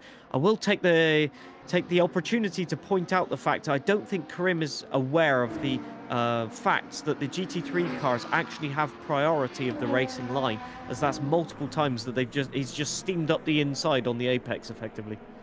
He wasn't really on the inside because he didn't brake particularly early, but it was almost like he slammed the out 2 corners early. Yes, I see what you mean there, but yeah, it was an interesting one, the collision itself, because he didn't brake particularly early, did he? No. I don't think he did. It almost just like he slammed the anchors on to some tune. Here is Tom Biener, the net race leader, with El Tacaman currently in the pits. That's been, well, a 6 or 7, maybe 8 lap overcut that El Tacaman has managed to work out on the fuel, and this will be a sprint to the finish. And I'm going to be fascinated to see what the gap is between El Tacaman when he emerges from pit road and Tom Biener. It was 21 seconds when Tom boxed for what should be the final time. Where will El Tacaman come out in comparison? This is a battle down into turn 1. Alex can't drive. Going to the outside, I believe, there of Fabio. Very late under brakes. Does well not to lock the car just in the background. That is Vince coming out of the pits, tapping round. I believe that is Grid Jokes, who was a lap down compared to this group, who is now spinning and pointing in the wrong direction. Yeah, incredible scenes. Just cold tyres, I think, or slightly cooled down tyres, and Grid Jokes just taking the apex. I think not recognizing that Vince was coming. Obviously, coming out to the pits, you have to give way, and that Spark's getting involved as well in the contact. So officially, that's Vince in the wrong anyway. You're meant to give way out of the pits, but just unfortunate circumstances, I think, there. And I just want to comment as well on the difference in apex speed. Karim was at least about, I think, 10 or 20 kilometers per hour slower on the apex when that incident happened with BMW. So obviously something happening there, maybe it's a technical issue as well, but definite difference in terms of driving style there. So suspicious, if nothing else, as they say. So Hayden Gullis now and that guy Vince have sort of converged in terms of track time here, with that guy Vince having a little bit of the coming together there. So Hayden will just want to pull away from this at the moment, and looking at that last lap from that guy Vince, not ideal, that's for sure, as more battles continue. This is very important. Tacaman out of the pits, spat out of the pits. He did have track position over Tom Biener, so that 6-lap overcut eroding the 21-second margin. Very defensive. The big squeeze from Tom into turn 1. Can Tacaman slide it back to the inside? No. And the race leader before what should be the final round of stops reclaims that race lead as Sawyer bays Adura and jumps into the pit lane as well. But this should be a bare-knuckle brawl to the end. Tom Biener versus El Tacaman as they try and make their way through the traffic, but Sharp happy to sit behind the BMW into turn 4. Doesn't look particularly interesting. Going to slide around the outside of turn 5 as Tom has now managed to pull 2 seconds. So I wonder here if this is El Tacaman changing tyres and just going through this tricky warm-up phase is leaking him the time to Tom Biener. It definitely looked like it. Sorry to interrupt you there, Tom. Just the understeer that you could see throughout that chicane. I think you're dead right on that one right now. As another McLaren with a drive-through there, Momo, well, judging the limits correctly, possibly some cold tires after changing, as most of the GT3s have completed their pit stops. You've still got Alan and Fimex ready to do their pit stops. Ryan should be in the pits as well. We just saw him on screen. He's doing another lap. 2.7%. That's going to be really close on this lap. He must have calculated it to perfection. Boateng as well will only be able to manage another lap, so they've converged in terms of strategy. This is really interesting.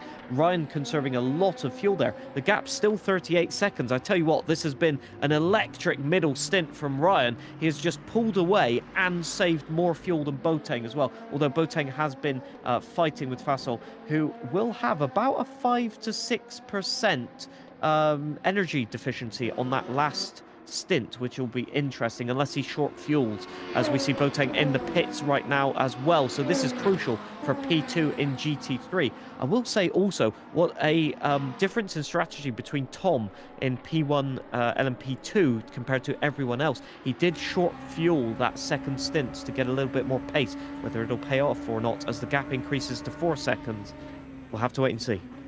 Definitely got himself the track position. Thompson also with the track position over Safso in 3rd and 4th, with Ben Law 4 seconds off the tail of the Season 1, the inaugural Creator Series champion. This is Infratic, who at one stage was running in 6th position, now down in 8th after a couple of adventures in the past half an hour or so. That's late from Alex Can't Drive down the inside. I believe that's Fashel into turn 4, and Fabio spots the gap there. Very efficiently done from Infratic to keep on the tail of Alex Can't Drive in front of him. Good driving from the pair of them. Is indeed. You just got to keep it clean here, and especially when you've got GT3 cars that have just come out of the pits like Alan there. You've just got to be wary of the tyres. And I'm just looking for Ryan's pit stop here. He is in the pits. He has made it back to the pits on that virtual energy. Cut it very close, less than 1%. This is Infratic. Once again, around the outside. I didn't expect him to go for it, but he is. Alex can't drive, just defending a bit of thin air, I think, and that just allowed Infratic to get around the outside. Boxed in, though, by the McLaren of Nick Flies, so he can't go around the outside. He'll have to use the slipstream. Which way do you go? Do you go inside or outside? I expect Infratic to dip to the... Well, no, he's going outside. I thought he was going the inside, and late braking by Alex can't drive. Gets it in the apex. You can see how easily they can rotate it on the trail braking. Infratic forced to think another day, nowhere to go there. Try and weave their way through. This is Boateng, who's just emerged from the pits, and Ryan Lady 3 does get back without exceeding the virtual energy limit, and will reassume his position as the commanding leader in the GT3 class with 41 minutes left to run of the 2.4 hours of Bahrain Outer. And Fabio continues to apply the blowtorch to Alex Can't Drive in front, who takes the wrong line there through the chicane, and once again, Infratic going to be right underneath the rear wing of the man currently holding 7th. Will he have the overspeed to try it again around the outside into the penultimate corner? There's another McLaren that's finding himself in the wrong place at the wrong time for Fabio, and on this occasion, he opts to stay behind, but that McLaren very wide of the apex there into the final couple of corners as both of them slide on through, but this should be much better opportunity for Fabio to finally get up to 7th. Surely this is the one where he gets at least alongside, go to the inside. Yes, he is. Alex Can't Drive is not defending. Infratic very late on the brakes, but it looks like he had the overspeed. Late apex as well. The switch back in effect. Not working out that time. I just think a little bit too much understeer. Infratic did look like he had a little bit better pace, so Alex Can't Drive will have to relent on that one and just live to fight another day. Just looking at the GT3s, by the way, for a second, looking at the fuel at the moment, it looks like a lot of drivers like Boateng and Ryan Littlemore, they have short fueled, and Ryan has the least amount of fuel as everyone, so it looks like the maths book, the calculations, has come out for this last stint. Yeah, you've got to make sure you don't get that wrong when you're 40 seconds in the lead, because that could definitely leave you returning to the paddock with your tail between your legs. But he has, of course, got the opportunity and the ability to fuel save quite a lot with that 40-second margin over Boateng in second position. Fasol 2.5 seconds back, like you mentioned about half an hour ago as well. Alex Lynham, F1 Alex, catching them fairly quickly. Was 14 seconds off the back of that duo. Now just 8 seconds separating that trio as they found out a little bit more. And in 9th and 10th, TK and Fimex continuing to knock 10 bells out of each other in this battle between Lamborghini and BMW, find themselves just tucked inside the top 10, courtesy of the trials and tribulations Jake Dent had before the pit stop phases. Fabio again putting Alex Can't Drive, I should say, under the cosh. We head up towards turn 4. Can he throw it to the inside? Doesn't want to be brave under brakes. Got to set it up for the run through 5 and then into the chicane again. Hang on a minute. Infratic was ahead. What's happened here? Infratic has made a mistake somewhere, obviously. Alex Can't Drive has got ahead once again. So I think Fabio... I mean, they're difficult cars to drive, so I'm not going to criticize the drivers. Mishaps happen. So let's see if we can have a replay here. This is into the last turn, or the penultimate turn, realistically. So there is the last turn right there, just the kink onto the straight. And it's just over the curb. Wow. Interesting. Just getting a little bit of understeer. No traction, obviously. The traction control complaining. And that was Alex Can't Drive just profiteering from a mistake right there. But on to now live viewing here. Infratic has the overspeed, has the slipstream. Is going to be repeat once again. Get out your popcorn to the inside. Last and late braking. Alex Can't Drive does a lot better job on the brakes right now. And we got the third-party view from Hayden Gullis. Infratic does get the move done once again. And that means that Hayden can just spectate and see what's going to go here, because he wants to get involved as well. Just flashing the lights there to show the BMW, look, I intend to go to the inside on this turn. Don't make it difficult, and indeed it works out. But if you're Hayden Gullis, you've just got to sit tight here and see what happens. It's much easier if these two make a mistake in front of you rather than trying to get involved. Very quietly cruised up to the back of this duo. Fastest lap of the race as well for Hayden Gullis on a 105.6. Might be 67 seconds off the lead, but still with an opportunity to finish inside the top 7, because they are, this little trio, 10.5 seconds off the back of Emmanuel Soy, who's done a good job of a recovery race considering the trials and tribulations that befell him in the middle stages. Once again, going very defensive is Emphatic. Alex Can't Drive has to pull over to the left-hand side, eyeball to eyeball as they start another lap. We're approaching the century mark, 94 for the leaders. We will definitely break 100 on this occasion. Fabio has the inside line into turn 1, having to go the long way around Alex Can't Drive, trying to swoop through slightly too late on the brakes. That'll compromise the run through 2 and through turn 3. And look who's waiting to pick up the scraps. Hayden Gullis just approaching once more. Has he got the overspeed to maybe throw it to the inside of turn 4? We know he can be sometimes a little bit brazen with his overtakes, but on this occasion, opting and electing to stay behind. Really looks like that tighter line into turn 1 works out well. You can straight line turn 2 and then 3 to get the traction. I think Alex Can't Drive just needs to be patient here.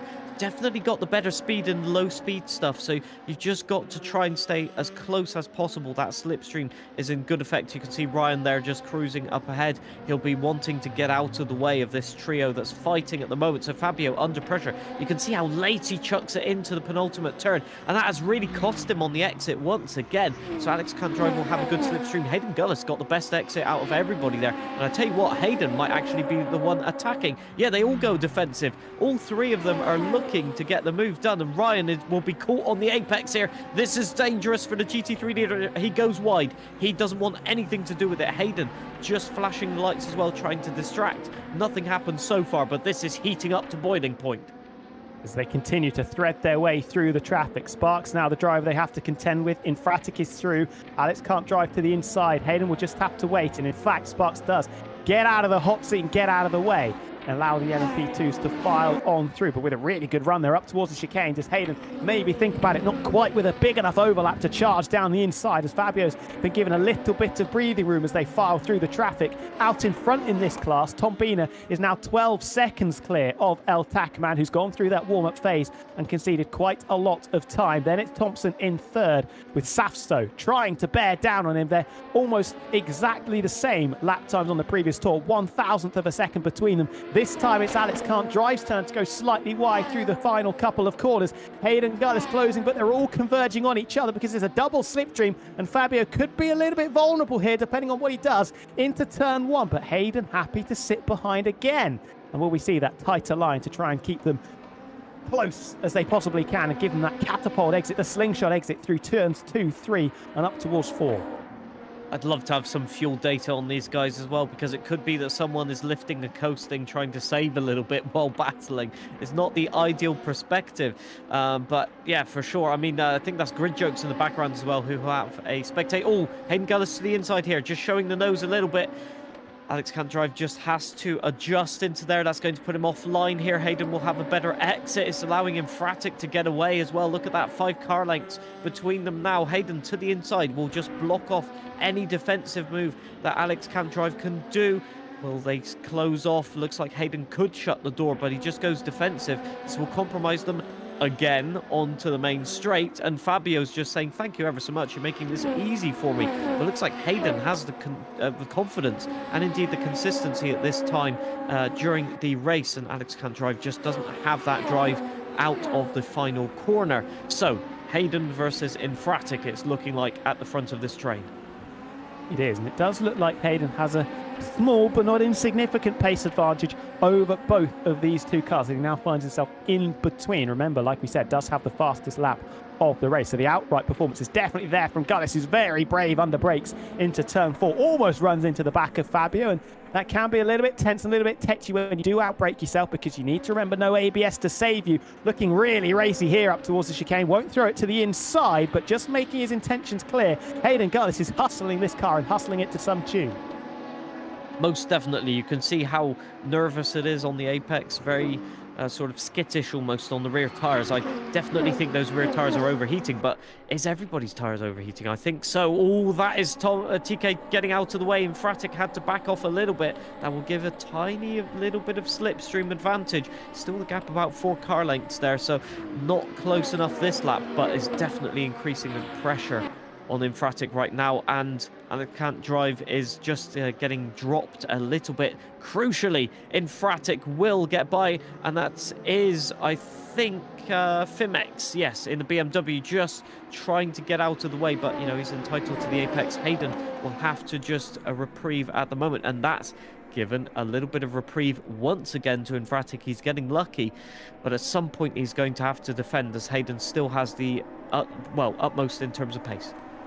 Yeah, Dakavint's further 5 seconds behind them. This is further forward. This is Ricky 03 ducking and weaving through the chicane, but on the wrong parts of the circuit. No grip there, sir. Looping it around and finding himself into the runoff area. He was battling away with Kareem 7T, but now 13 seconds off the back of the former Creator Series champion. Tom Biener, interestingly as well, catching up to that little trifecta of Fabio, Hayden Gullis and Alex Can't Drive. He's about to raise his bat to start lap 100. With just over half an hour to go. Alan battling away with Nick Flies as well. The BMW has just dispossessed the McLaren of 7th position. Thinking about it, does lunge it to the inside of turn number 1. Has the confidence in the McLaren car, the stability under braking to fly through. Just squeezes to the inside of turn 2. Alan has to back out of that one. Clinical move there from Nick Flies. Maybe Alan just a little bit tentative with Austrian Andy in the LMP2 car just to head into the braking zone. He's just slamming the door shut, effectively. That's what he's doing. Oh, and that's Infratic to the inside, just pushing the McLaren out the way. I think the GT3's flashing their lights, saying, what are you doing, guys? Hayden Gullis, absolutely 110% aggression. They are really ramping up the speed as we reach the 30 minutes left mark, and I think Nick Flies is just happy to still be in the race after that one. Meanwhile, also, we haven't talked about these two for a long time. Boateng and Fashol really still, nose to rear bumper, as they say. They're just following each other and just hoping to not get taken out by any LMP2s. It's worth pointing out as well that El Taco Man has stemmed the tide in terms of the gap. Still 10 seconds, that gap, but it was 11. It's been brought down a little bit. So will we see a change in terms of pace? We have yet to see. And that is Alex Can't Drive, I think, just going to the inside. Hampering a little bit the Corvette, but he's allowed to. He has dropped quite a bit of time. Alex Can't Drive. 2 Infratic and Gullis in front. There is your LMP2 leader. 11 seconds the margin Tom Biener has in his back pocket over El Takaman, who's looking to go back-to-back the inaugural Creator Series Hypercar winner. We're not in the same class. We've gone to the LMP2s and still looking strong, but needs some form of a minor miracle in the latter stages to close down a former Creator Series champion himself, who hasn't won in the Creator Series for quite some time, over 2.5 years in any capacity for Tom Biener since he picked up a Creator Series victory. Obviously hasn't been full-time as he was maybe a few years ago, but still very, very strong contender. As this is Jake Dent battling away with his good mate TK for the final spot inside the top 10. This could be an interesting little tussle as we go beneath half an hour remaining. Yeah, Jake Dent is in the advantageous position, I think, here, just with the overspeed. The Lamborghini, great mid-corner or on fast-flowing corners, but there aren't that many of them around this track, and so you just have to do whatever you can. You can see the... Whoa, that was a bit too late on the brakes there from Jake Dent, and he's lost at least 5 car lengths and all of the speed down the straight there. I think just caught out by TK going defensive there, and it certainly looks like these two will be battling until the end of the race. That's what we like to see at the end of the day. And Linham, I think that's with F1 Alex. And F1... Yeah, that's unfortunate, isn't it?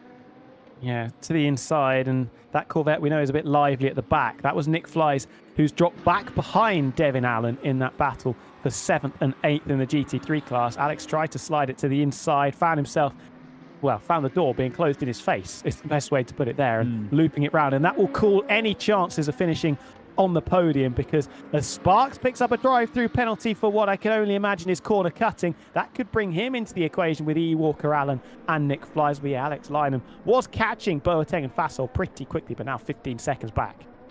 It's going to probably put him back behind Ethan Walker, actually. So in P6 there. So that's really unfortunate.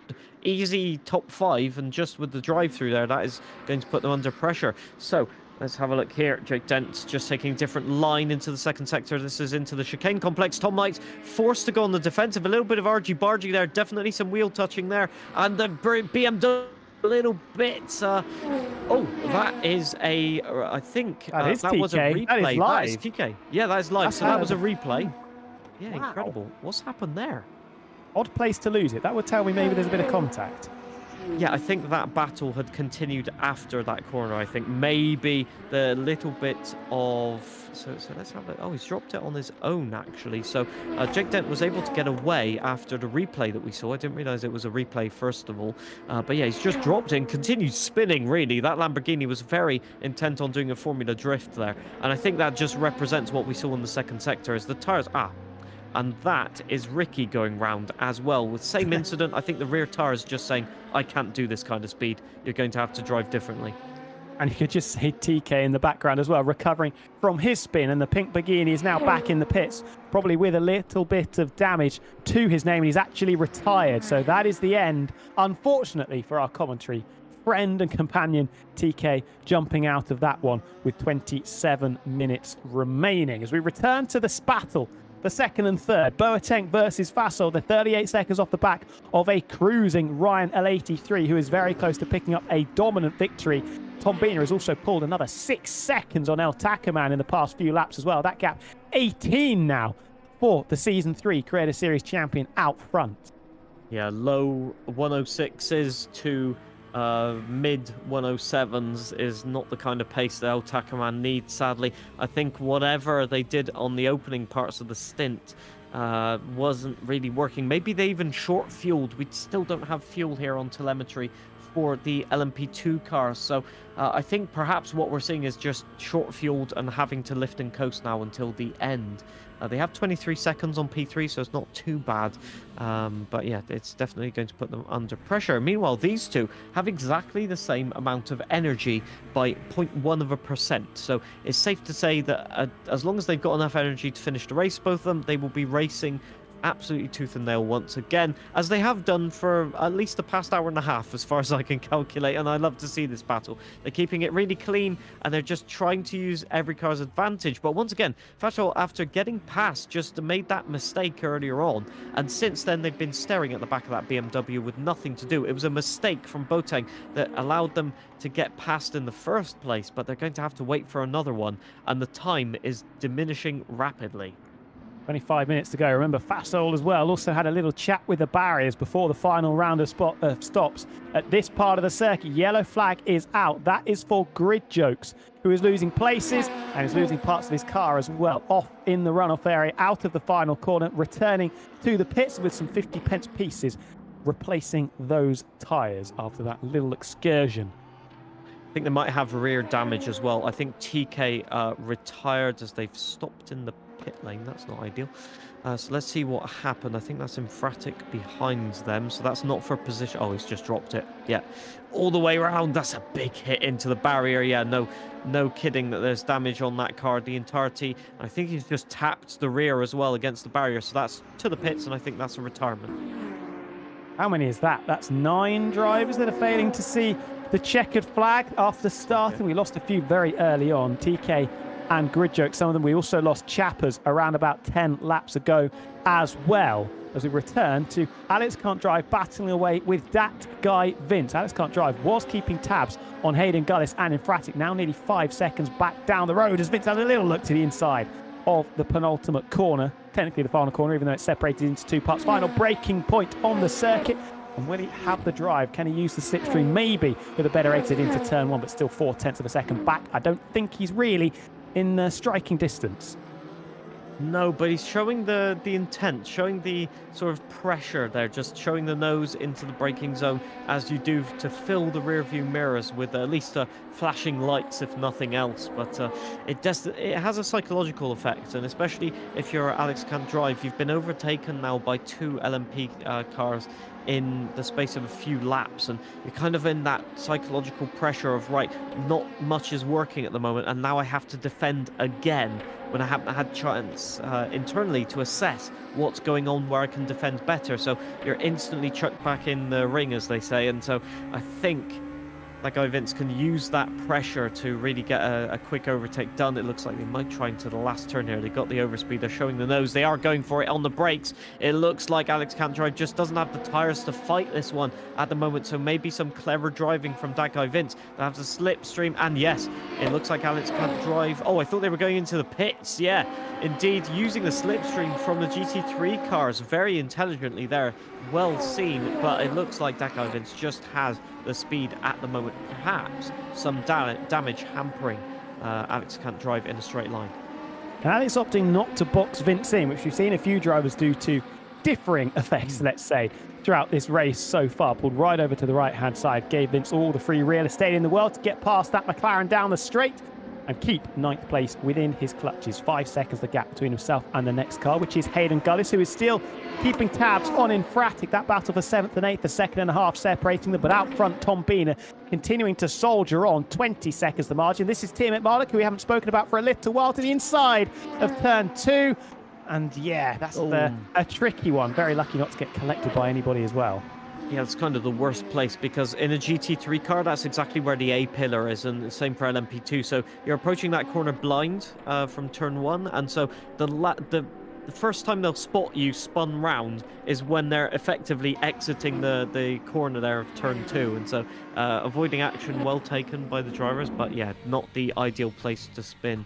That's for sure. And also on one of the only left-hand corners as well. So, yeah, just not ideal all round. And I think just a case of trying to carry the apex speed. And here you can see, actually, Boateng has got overtaken here by Fasol. I don't think we saw that on cameras, unless I'm mistaken. So now it's a case of, can the Corvette pull away without spinning this time? So this is going to be interesting the next couple of laps. Grid in the wall. Last time we got up into second position. Yellow flag thrown. That is for Jake Den into the final couple of corners. Looked like he was caught short slightly there, Boateng, by Fasol braking a little bit earlier than he was expecting, but the BMW perhaps inadvertently sliding his way through and up into second place, albeit temporarily, all the way over to the inside, making absolute certainty that the Corvette doesn't charge it and throw it back down the inside into turn 1. Desperately trying to cling on to second place as through goes the LMP2 to the inside, briefly 3 wide. Fasol slightly wide of the apex in the Corvette. Running off the road goes the LMP2. That boxes Boateng in, and Fasol appearing again around the outside through turn 3 to finally confirm second position, although there's still another heavy braking zone into turn 4, ducking and weaving all over the circuit, trying to find a space left and right. It's the left that Boateng opts for, and again the cutback may be an option for him, but it looks like finally Fasol has won out in this almighty duel that's gone on for nearly 2 hours in this race. Incredible stuff. I mean, just the race awareness and the spatial awareness to see the LMP2 car closing and just adapt to the strategy to it. I don't think it's over yet. Boateng has the overspeed once again. A trio of LMP2 cars closing, I think, including our race leader, Tom. So this may get ugly, as they say. The Corvette really low on speed at the latter stages of the straights, which is giving Boateng just the options of where to overtake, what to do. That is Tom passing to the inside. They don't want anything to do with it. Infratic as well passing, also just using that slipstream. They are side by side once again. The BMW just absolutely blistering quick right now, and it's all down to the last late breakers. Tim Murdoch to the inside, boxing in Boateng, and actually that's given a little bit of a reprieve to Fasol, who will defend the position. I think Boateng could have had that if Tim Murdoch would have been a little bit more patient there. These guys bringing up a century of laps as well on this tour. Ryan 83 still 37 seconds clear out in front. Tom Biener 22 seconds clear. In the LMP2 class, we have 2 charging around the outside into turn number 4. We're going to get boxed in. It's either Hayden Gullis or it is Lenz. Yellow flag thrown for Ricky 03, who's had a drama somewhere around the circuit. Fasol under pressure there because the LMP2 side by side on the run into the chicane. Got to be careful, got to be delicate, and looping it out of it. That is Boateng through the gravel. Do we reach the barrier? Just slams the anchors on as Fasol picks up a drive through. Carnage unfolding for the drivers second and third in class, and out of absolutely nowhere, it brings F1 Alex back into the equation perhaps. I can't believe that. I think Boateng might have won the race by making a mistake and distracting Fashol to the point that he gets a track limits drive-through. It could be that that is the incident that wins him the race. That is one thing for the history books, as they say in Creator Series. I don't think that's ever happened before. But yeah, unfortunate, just I think traction on the traction control, relying on it a little bit too much, and it just spun up the tires. Let's have another replay of that. So just on the apex, this is Jake Dent's just swapping around turn 2, just bouncing off of the apex curb and into the barriers. That's a huge hit. So both Jake and Tom Knight out of the race, and I think rejoining as well, spinning it after the chicane. So it's been a bit untidy of a lap, this one, from Jake Dent, but I'm sure we'll be happy to cross the start-finish line and either get it back to the pits, and I think that is them in the pits, sadly. So that's not ideal. Just look. And here's some replay as well of the on-track battles that we had. So this was the overtake with Timo Marlik to the inside. So you can see Boateng going for the overtake, and then he just gets tapped a little bit, so it gets understeer. And yeah, it was just absolutely courageous defense. And it does mean that Fashol can carry on for the moment. I think this was just the incident where it's spinning. Yeah, it just lets go on the curb. It bottoms out. It just goes way too much over the curb, and then he's trying to fight the oversteer and just corrects too much the other way, effectively. What do you think of that one, Tom? Yeah, the cumbersome weight of the car, once it started bouncing and undulating over the curbs, it was a recipe for disaster. As there is Fashol in to serve the penalty. Thompson also backwards off the road as well. Things starting to unravel for a few drivers late on, as Sawyer just creeps around the outside on the exit of the chicane, takes 5th place for his troubles, handed over on a silver platter courtesy of the mistake from Thompson on the exit. That's probably, to be fair, almost identical to what happened with Boateng. Yep, indeed. I've just noticed as well that Fashol has taken his drive-through penalty. He's 5 seconds down on F1 Alex, who moves into a podium position. So now it becomes a case of, can the Corvette catch the other Corvette for a battle with P3? You can see the gap there just with F1 Alex in the forefront of the shots there. So in terms of pace, I think it's definitely in Fashol's advantage, but is there enough time left? 16 minutes is really, really tricky there. But if we've seen one thing, is that drivers will throw caution to the wind in the last 15 minutes, so we'll have to wait and see, as they say. Absolutely. Message from Chappers in the chat. Hopefully it was an enjoyable 80-odd laps, and then you had to rein it in, the shoulder and the lower back hurting. Thank you for joining us, of course, though, Chappers. And thankfully this one went slightly better than Spa about a month ago, where I don't think Chappers managed to complete the opening lap or so, which was a huge disappointment. But back to the action. This is F1 Alex trying to cruise up to the back of Boateng. He's got a McLaren in his way at the moment. That is Nick Flies, who should get out of the way into turn 1. 7.5 seconds of gap, like you mentioned, between Boateng and Lynham. Slightly deep, as you can see, the McLaren a little bit more sharp, a little bit more lively under rotation. And then you see the power of the Corvette blasting it out of turn 1 through 2 and 3 to put the McLaren firmly in his back pocket. 0.3 of a second gained by Fashol on F1 Alex there on that lap. So by my calculations, it's going to put them together with about 2 minutes remaining, 3 minutes remaining. Cool, that's going to be really difficult. We might have a last lap lunge on that one. You could just briefly see them in the background of that shot, as we've got the 2 number 9s fighting together. Hey, that reminds me of another game. But yes, they are really... I don't think this is for position. Is it? Let's have a look. No, it isn't for position, but they will definitely be hassling each other. Let's put it that way. Hayden very wide there through turn 4. A little bit unstable as well, as Lenz will cruise up to the back of him. A couple of laps behind Hayden, 2 to be precise. Probably not going to use too much time as Hayden. The back of that car looking very unstable as he blasted out. And I think that's a corner cutting infraction there for Lenz going through the chicane. And he just had to back off to make sure he doesn't pick up any more points and contribute to a potential late drive-through penalty. Safso currently in position number 3. This is Fimex into turn number 1, holding 9th at the moment in a little bit of no man's land behind, because he's 50 seconds ahead of the next car. But Nick Flies has had a few trials and tribulations in the past couple of laps, and there could be an opportunity with just 0.6 of a second separating them to maybe pick up 8th place late in the piece and push that McLaren down to 9th. Bombina is nearly 30 seconds clear out in front, by the way. Safso has moved up into 3rd, 63 seconds, very close to being lapped. It'll just be the leading duo in the LMP2s that are on the lead lap, and that is a statement and a testament to how dominant and how brilliant Tombina has driven, as Nick Flies are going to be under the microscope very, very shortly. Yeah, I was about to say also that it's Ben Law catching Safso as well, at least on the last lap. So there's going to be Bat as well. Fimex going to the inside there. Nick Flies again slamming the door shut. He's so aggressive on that turn in, and I think it's just compromising him a little bit as Fimex getting the overspeed, getting to the inside. So Nick Flies won't be able to slam the door shut on this occasion. He's going to have to try something else. And look at that straight line speed. That is incredible. At least 2 car lengths gained without slipstream right there. And he might be able to slam the door. Look at the McLaren braking though. So good on the brakes. Turns in. Nick Flies, again, just showing no quarter right now whatsoever. I think that might be annoying Fimex a little bit. Oh yeah, they do make contact. Fimex around into the barrier where Roman Grosjean had his absolutely, well, devastating incident, let's call it. He's managed to rejoin, just tap the barrier. That's definite damage. But I think that one's a little bit... Nick Flies being too aggressive on the defense. You can't chop people up like that all the time.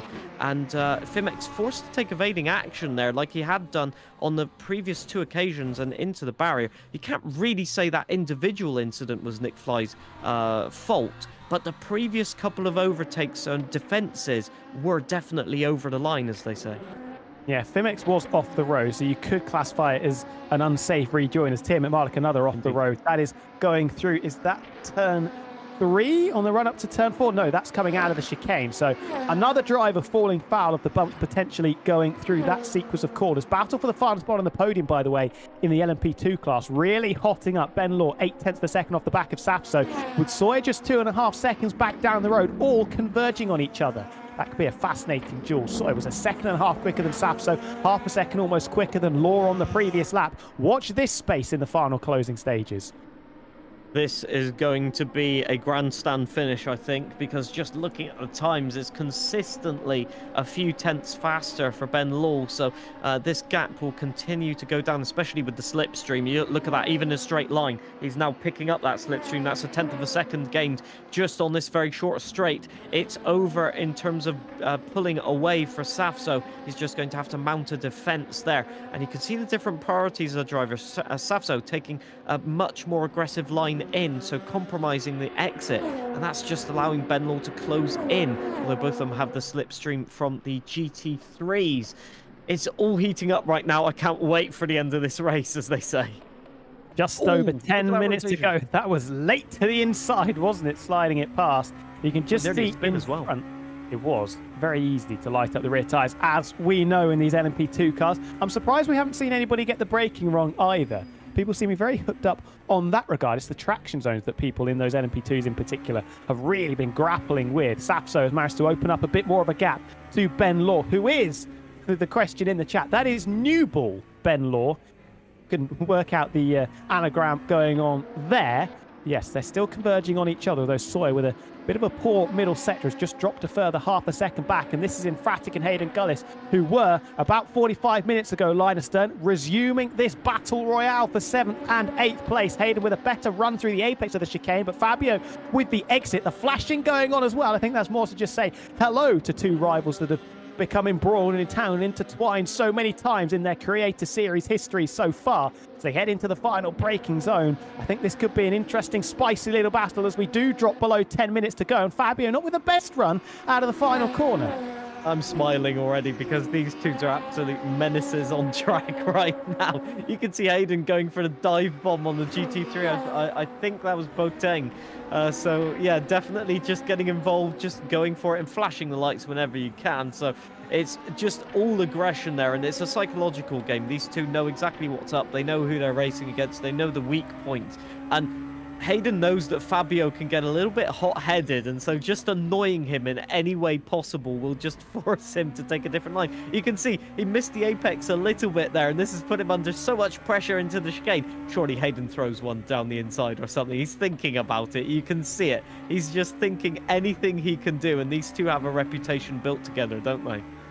They absolutely do on a number of occasions. I think Fabio with a slow down there has to go very defensive. Ball behind the BMW. Is this the opportunity for Hayden? Has to go the long way round into the final couple of corners. Who's braver under brakes? Looks to be the 99 of Fabio on the inside. Hayden just given the time of day on the left-hand side over the curves. Bumpy ride, bumping over the curves and undulations, but still eyeball to eyeball as they have to move over again. Fabio trying to box Hayden in, but I don't think they're going to catch the BMW in time to make it a real little bit of drama for Hayden. On the outside, into one we go. Right at the apex is the Beamer. Suddenly it's Fabio that could find himself boxed in. What an exit that is for Gullis out of 1. Powers passed through 2 and through 3. Fabio ducks to the inside, spotted the space, still side by side. He's just got a foothold in the battle, but I think he might live this one down. No, he breaks very late into turn 4. Big goings on further forward that we'll come to in a moment, but Hayden Gullis put back in the back pocket of Fabio as Tom Biener is in the pits with just 8 minutes to go. Oh, he's short-fueled. I can't believe it. He might have miscalculated. I thought it was a short stop, and I was suspicious about the pace, but we didn't have any telemetry. Incredible scenes happening. That's left him with a gap of 13 seconds to close down. I can't understand that. Must have been a miscalculation. I don't see anywhere else where you just get that wrong or make a mistake. What do you think, Tom? I'm speechless. Got to be a mistake, got to be a miscalculation. He was very punchy with his fuel strategy in that middle stint and clearly just got it slightly wrong. I think it was, like he said, the middle stint that he short-fueled, left himself caught short off the road. I think that's Tiamat Marduk battling away with Lenz through the final couple of corners, both of them taking a trip off into the pickets, and they're going to resume this battle side by side down the main straight. But with that blunder, it's actually, it's not Tiamat Marduk, that's Austrian Andy, in fact, that's battling away with Lenz down into turn number 1, and he's going to back out of that one. Got to be careful. Look at the two LMP2s that are side by side, also behind. Not 100% sure who that was. It might have been Ben Law. No, this is Ben Law cruising up to the back of Safso. Things kicking off late here because Tom Biener, I hate to say it, looks to have thrown this race win away. How has this LMP2 car race gone from a calm race to absolute chaos in the closing few laps? I don't quite understand. But Ben Law absolutely on the tail. Now, I'll keep track of the sector times as well, as the gap is going fast down for the battle lead. It's down to 11 seconds. Oh, that's a little bit wide from Safso. Safso's going to have to go defensive. Ben Law will get the overspeed very clearly here. Now, where do you go? Inside, outside. Safso to the inside, defending sensible at the moment. You can run it wide on the apex here a little bit as it does open up. So will Safso do that? He's a little bit constrained on the inside there. Ben Law will get the inside also for turn 5 now into turn 6. And the chicane coming up as well. Safso defends the position. Well done. Great racing, respectful racing from these two. Meanwhile, Hayden Gullison and Fratic still battling as well, as we're going to have to switch between the views at this point because these two are swapping positions like it's going out of fashion, and they are really... Oh, hang on, who was that off as well? That's Momo on the exit of the chicane. Look who's in front of them also is Tiamat Marduk, who's going to have to get out of the way for Hayden and for Infratic coming on through. Will he make it easy? I'm not 100% sure, just playing around with these guys. He does hang it around the outside. Hayden just caught short a little bit by that. Look at the exit that Fabio's got. We're going to be 3 wide, albeit one of them not the position. Hayden short-fueled as well, though.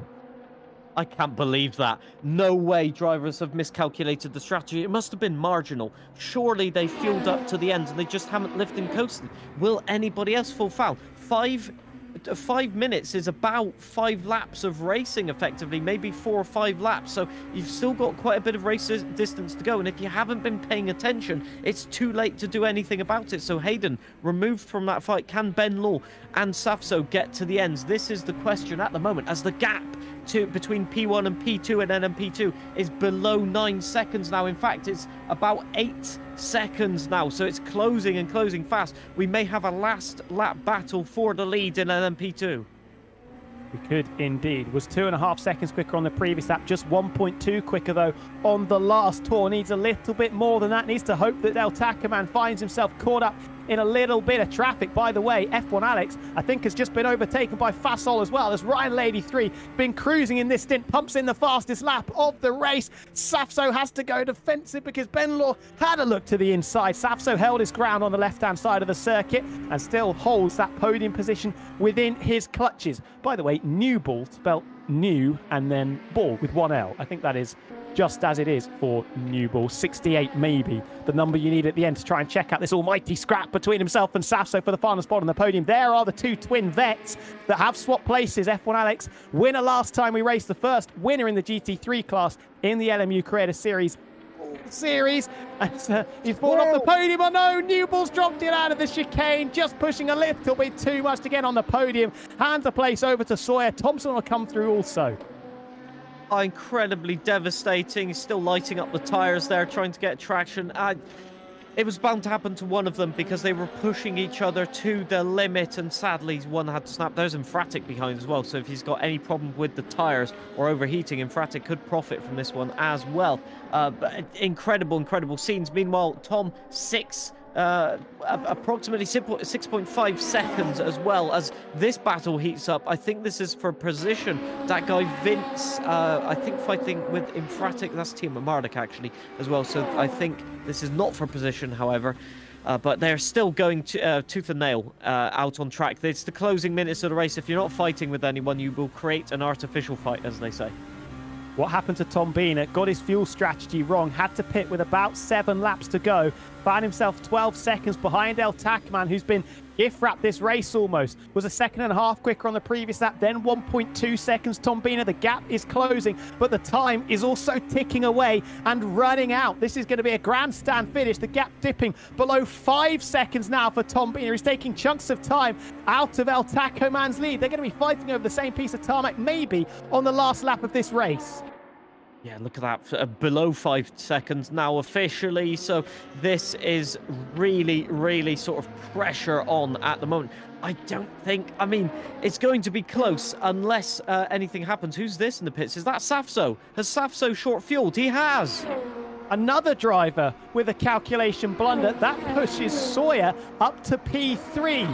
Thompson to 4th. That guy Vince should gain a place as well. Been quiet in the last half an hour or so, but maybe we'll pick up another one. There's Ben Law back ahead of Safso. Gab continues to erode out in front, but we've got just over 90 seconds remaining.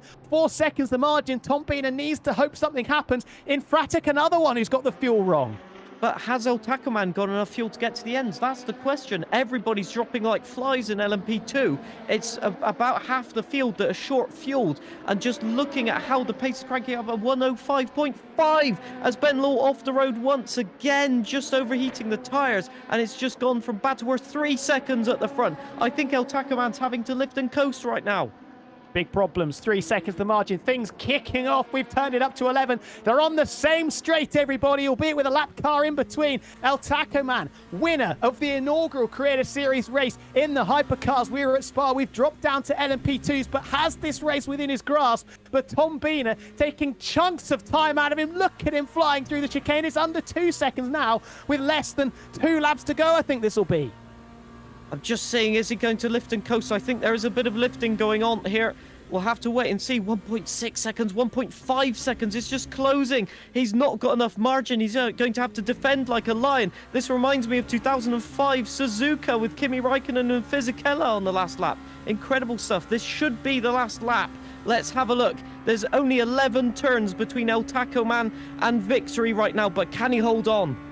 This is going to be incredibly tight. About 60 seconds left to decide the winner in the LMP2 class. Tom Biener, pitting about 10 laps ago, has pulled 12 seconds in that margin as El Tacoman has eroded time, corner after corner, and eventually the defensive shape will come. He was nearly 3 seconds faster on the previous lap. He throws it to the inside. How late do you want to be on the brakes? El Tacoman sees it coming. Little bit of a bump and run as we come through 4 and sweeping through 5. Tom Biener at the extremities of the circuit. El Tacoman given the cold shoulder on the outside. It's Tom Biener through with less than 30 seconds to go. El Tacoman's going to punch it out of here. He's going to use the fuel even if he doesn't have any left. Tom Biener just about, and El Tacoman's out of fuel. El Tacoman has ran out of fuel. Can he coast it to the finish line? Tom Biener is going to cruise home to victory and the final few corners. Can you believe a more dramatic finish? I do not believe it whatsoever. Tom Biener, it would have been an easy victory. It's been anything but. He crosses the line, and that is a victory that should have been easy. It has been a tantalizing finish, but well deserved. And El Tacoman does complete P2 cruising with nothing left in the tank.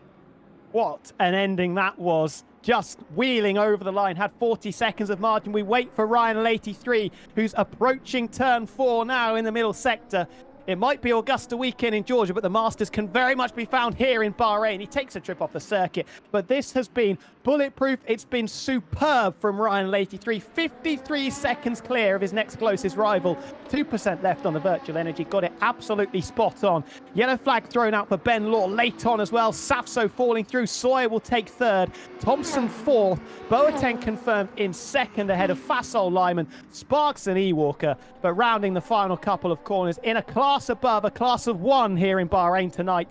He is dazzled under the night sky, and Ryan 83 will take a dominant victory in the GT3 class, nearly a minute clear as he cuts the beam. What can you say but like a Sebastian Vettel domination, setting the fastest lap of the race in GT3s late on in the session? You can only say he had that one under control in terms of everything. Tire wear, fuel strategy, pace. It was just domination on that one. A stark contrast, as they say, between the two classes. But Boateng and Fashol definitely gave us the run in terms of our value for money in that race in that one, didn't they, as well?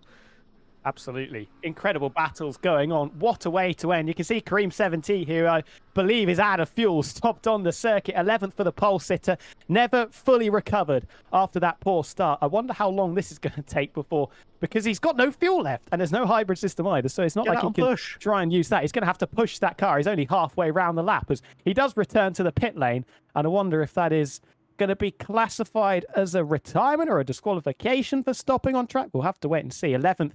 No, still there on the circuit is Cream. He's the only man still out on the track, and it might be a while. No, he's got a DNF. Oh, so unfortunate. Oh, and it throws him way back. That's 15th from 11th. I mean, deserved because he ran out of fuel, but that's pretty much a microcosm for the pole sitters race, I think. I think that can be determined as that's not gone well, effectively. No. It's as we get our results then.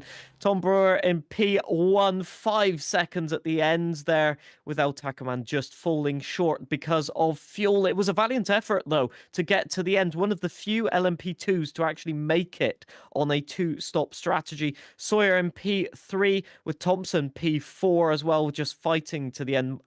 That guy Vince in P5 with Ben Law P6 after that dreadful last stint there. But they did valiantly. Safso P7, Alex Can't Drive P8.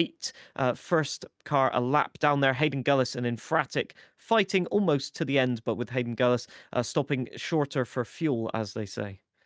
Number of drivers pitting inside those last 10 laps, weren't they? Riccio 3 just outside the top 10 ahead of Lenz, Austrian Andy. Tiamat Mardikin 14th, the last of the classified runners. Kareem 70 running out of fuel on the final lap. Grid Jokes, Davide DeCipio, Jay Marsh and B-Roy joining them in taking an early shower. That's a lot of cars taking the early shower, sadly. Ryan Littlemore, I mean, what can you say? Look at that. 1 lap to the next driver. Boateng and Fashol fighting over that P2 and P3. Linham in P4 with Sparks P5, Walker P6, but both of them 2 laps down on your leader there. Alan P7, Nick Flies P8, Fimex P9, and Youngquest P10, 3 laps down. So big gaps at the end there, and your final finisher, Momo, there, I think 4 laps down, but at least they got to the end because Dent, Tom Knight, Chapman, Scotty Designs, Tukey, and Salu didn't make it to the end. What a race that was. Really exploded into life, didn't it? It was exciting at the start. The middle was maybe a little bit bland. We had some great racing, and then the climax of that was unbelievable how many drivers messed up the fuel strategy. I think definitely it was kind of like that slow burn, but the end was a bit like a NASA space rocket launch that we've just seen about, 10 days ago. So that was incredible. I think we have time for some interviews. So who would you like to bring in first, Tom? I think we've got to speak to Tom first and foremost, because that was an unbelievable ending. So we'll drag the winner in the LMP2 class in to have a chat. Tom, mid-conversation, we apologise for that, but no worries. What a win for yourself. I bet you were a little bit nervous when you had to fuel up with about 10 to go. I was absolutely so stressed out for most of the race. It was crazy. It was absolutely crazy. I was like, you don't want to see me right now. I'm so sweaty. It's like a swimming pool, bro. An absolute swimming pool. It's crazy. Absolutely crazy. I mean, Taco made up such a good fight right there. He literally, like, it was so cool because we both had completely different strategies, right? He was on this fuel saving strategy. I was on the extra pit stop, and that was already like, we already knew that from a very early on timing. So I knew I was pushing like crazy already the second time I pitted, and he was already kind of managing the pace a little bit, but I had no clue where I was gonna come out. And then when I came out of the pits with the same tires, and I saw like, what did I see? Like 12 seconds, I was like, it's over, it's over. But in my head, I said, what do we never do? We never give up. And we didn't give up. And that was such a, did you guys see the flipping amazing move I made? We had touchy, everything. It was great. Of course we saw it. 10 out of 10. Pure cinema. Absolute Oh, cinema, yeah, as they yeah. say. And how? At what point did you realize that the race was on, that you could win it? Was it on that last lap? To be honest, I think when I knew I was going to be able to have a good chance was when this is like really like, honestly, it would have been Taco's win as well. He won last weekend, right? Or last time we did it, he did such a good job there. So I didn't even think I was going to be even close to him. But he calculated it perfectly until he was driving so quickly that an extra lap was added in the end. And that was the difference between being able to win for him and me. So honestly, man, like if we were both driving just a little bit less quick, he would have won that race, and it would have been the other way around. So yeah, well done to him, because even though I was kind of at the front or P2 for most of the race, that was so exciting. Like, I've never had such an exciting racing without actually battling somebody on track the entire time. That was incredible. It was incredible. And we're going to talk about the drive itself, because you looked so hooked up out there, in almost cruising it looked like, but the confidence looked like it was oozing from the cockpit. Was that how it looked from your perspective? I was absolutely pushing like crazy the entire time. Although at some point I kind of got into the zone, but I think halfway through I knew I had to like push really hard, because I don't really know a lot about the game yet. I'm still finding out as I go. So I didn't really know what my strategy was gonna be until I noticed that I couldn't get to the end. So at that point I was like, okay, I need to do an extra pit stop. And I had to push like crazy. It was like qualifying laps every single lap. I think I managed to get the fastest lap as well in the end. So I think that showed that I was on a, like, it was really cool. It was such a cool dynamic with Taco there. I think you're correct on the fastest lap, a 105.5 Oh, on the yeah. penultimate lap. Yeah, I think I can confirm that one. It was close, though. A lot of drivers setting their fastest laps at the end when they had to pit for fuel. I just want to ask again about the race start as well. How crucial was it getting the jump on Karim and being able to pull away in the lead? To be honest, I almost pooped my I think I did that actually. Maybe when I stand up, I have to clean myself. But in turn one, I went a little bit deep. I locked the tires a little bit. And it was quite funny because I thought, oh, nobody's going to hit me because I go way too deep. But I got hit anyway. Everybody went deep. So maybe it was a blessing in disguise that I went a bit deep. But then after that, I got very lucky because I was in P1 and I could drive away a little bit. And then I was in control. So I tried to control the start, but very quickly I saw Taco Man coming through the grid. Maybe he even started at the back. I'm not quite sure, but he came through the grid so quickly, and he was like 6 seconds behind at some point. It was insane. Unbelievable. What a finish to the race, Tommy. First victory in the Creator Series, and I think 2.5 years maybe in and around that time. So Tommy's back, everybody. Congratulations. No, don't put it. No, I won a championship in the Creator Series, broski. Come on now. Returning to the winner's circle, though. You're right. I'm back after a long time. So thank you guys very much. I hope you had a very, very fun show. I hope every creator put on a good show for you guys. So yeah, W to you, Tom and John. You guys are legends. Oh, thank you. Back at you. Nobody like Tom in the Creator Series is there. Thank you for chatting with us, Tom. Pleasure as always. And hopefully next time we run this, we'll see you fine at the sharp end again. I will be at the back. Don't worry. Cheers, Tom. Oh, what a He's character. got away with one of words. the best. One of the best, isn't he? There's nobody like Tom in the Creator Series. We're going to go from the winner. We're going to go through the LMP2 class first, and then we'll go into the GT3s. And we're going to bring in El Taco Man. We were so close to going back-to-back. Taco, commiserations, just losing it. We were one lap short in the end, but it must have been very exciting from your perspective.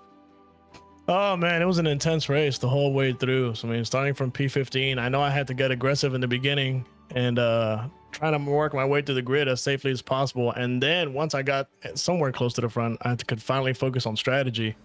And I gave myself 1 lap extra of fuel just in case the race went 1 lap, but it went another lap extra that I didn't account for. So that's the one that bit me in the butt, and I did my best to give the best competition to Tom that I could, but yeah, it didn't work out for us in the end this time, but I learned my lesson.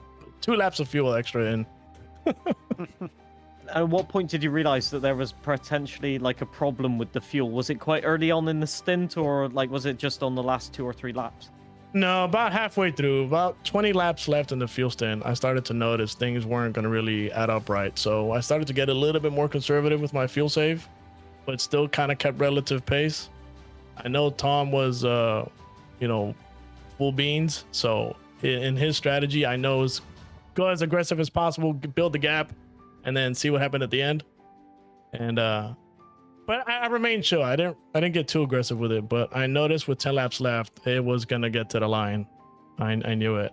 So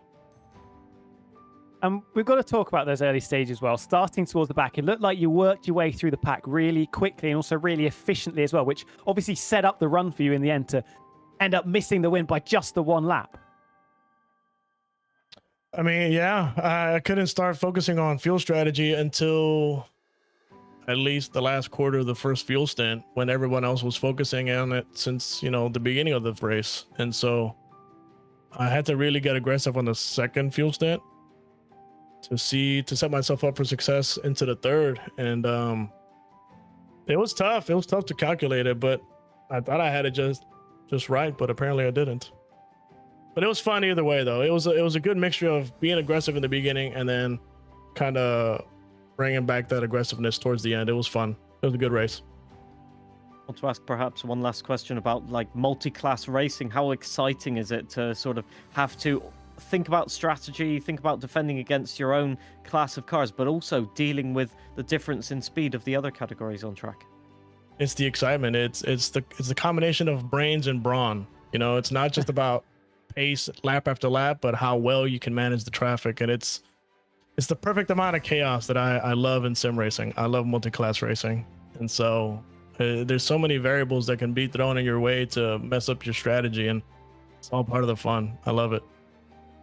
Oh, what a way to finish. Congratulations on another top 3 finish, Taco Man.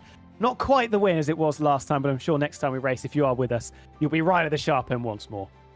Thank you so much for having me. I do appreciate it. Hopefully we provided a good show, and I'll be looking forward to the next one. 100%. Cheers, Taco. Have a good one. You too. What a grandstand finish. We didn't, unfortunately. We're going to talk to the final podium finisher in the LMP2 class. That is Latso, who is going to jump in. Latso, hello. I mean, what a race for yourself. Up and down all over the place, but in the end to come through with P3, you must be very satisfied with that. Oh, 100%. At one point, I thought that with the way that this GT3 traffic is going on, that I might just end the race, just out of the race, DNF. But my team, they came together. They joined my stream. They started throwing random strategy calls here, left, right, and center, and managed to pull myself back up from lifting and coasting from the beginning. So first and second stint was lifting and coasting, which got me back towards the top 5. And then with obviously some people with the tires potentially maybe overheating or wear, they will have some spins which push me further up the field. And how chaotic was the last about 10 laps of the race with people pitting for fuel? How did you cope with that? How did you feel as a driver? It was definitely I was very anxious because there was potential for obviously Taco Man to pit. And then there was also potential. I knew that Tom also had to pit as well because he's been going flat out the whole race. But I had no clue who the 3 other drivers in front of me, so P3, 4, and 5. I had no clue what their streams were, and my chat wasn't able to find them. So it was literally the most stressful thing. Me trying to manage my pace, being as fast as possible, while also saving literally the whole lap. And the whole stint to try and make it to the end. And made it literally with 0.1 liters of fuel left on the line. Closely run thing. But we have to talk about the multi-class action as well, because you guys in the LMP2s in particular, you had very little margin for error and you barely got a break from all of the action with all the GT3s plastered around the moving chicanes. Very true, yes. With but especially this layout of Bahrain. It's very fast laps, and there's not a lot of opportunities to overtake GT3s, which means you have to send it, or you risk losing too much time behind them in certain corners. And I was lucky to get away with some very risky moves. Luckily, didn't take out any GT3s, which fortunately I'm known for in this game, for taking out GT3s. Perhaps not an admission you should make on Crater Series. We love that kind of stuff, so you'll get put on the priority list for that, as they say. But how difficult was that actually? Because there's on the outer circuit, there's not many sort of chances to overtake the GT3s cleanly. It certainly looked from a perspective that you had to kind of steam up the inside sometimes and just barge your way through. Yeah, so there's some obviously friends with Davide that was in the GT3, and I was watching him before, like where he was braking and things like that, so I can get a reference for how late the GT3s are braking, how early they are, etc. But compared to him, the GT3s today were braking extremely early. And I've learned from the past that when I see a gap, I have to go for it. Wow.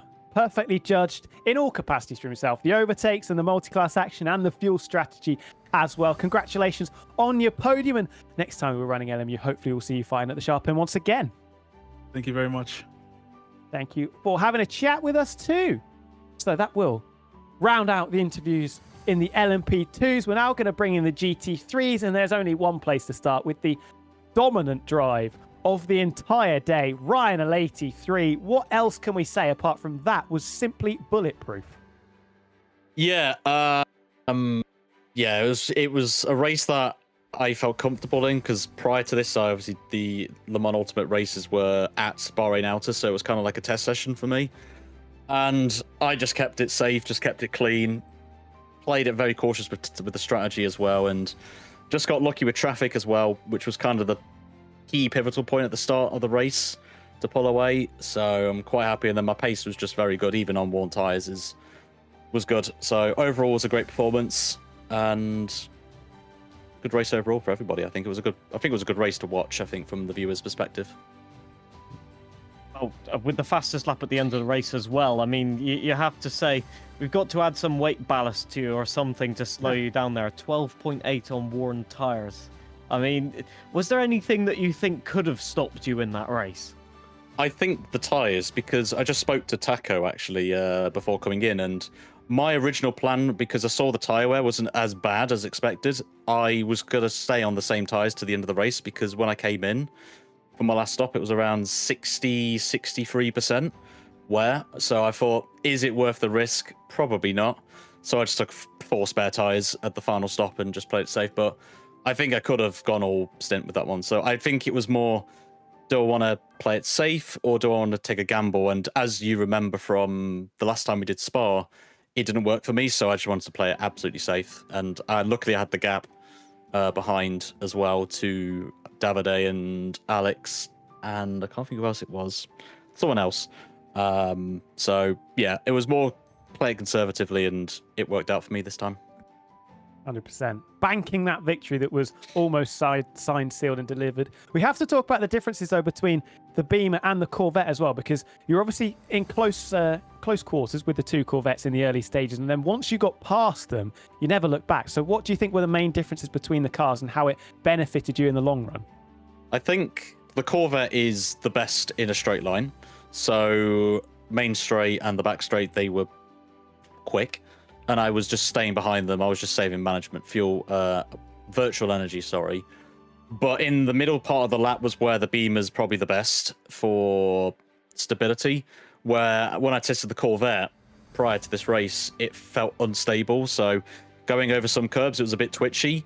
So I knew I had that to my advantage going into the race. And then when I tried to make a move on, I think it was Davide at one point out of the chicane, I thought, no, we're just going to wait and just see how we get on. So I kind of played a bit of a tactic and just preserved more virtual whilst knowing that obviously I can't pass them on the straights. And then once I saw the NP2 field coming up for the first time, I thought I need to take this opportunity now.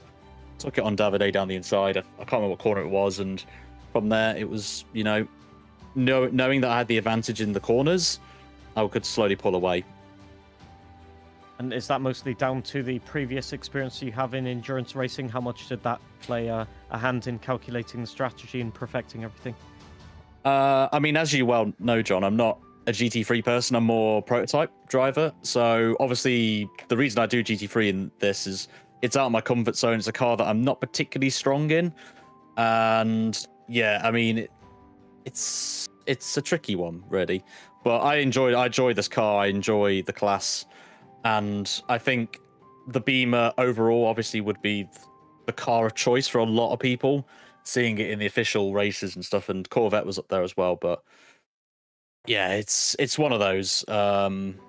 With the BOP, unfortunately, it is how it is. Everyone will go in the same car. But it was nice to see a variation of cars. Like there was a McLaren, there was an Aston Martin, I think Sparks was in that. Obviously got Corvettes. TK, shout out to him.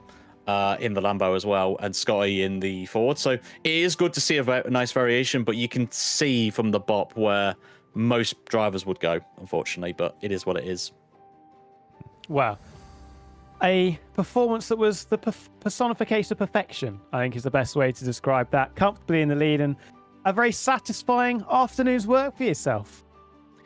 Yeah, I mean, it was hard because I'm actually got a bit of an injury on my ribs. So going through the middle part of the lap with high force feedback, it was not pleasant, but it is what it is. And if I was taken out or anything like that by, like, as John will know from history in Creator Series, I don't have the best of luck when it comes to traffic or anything like that.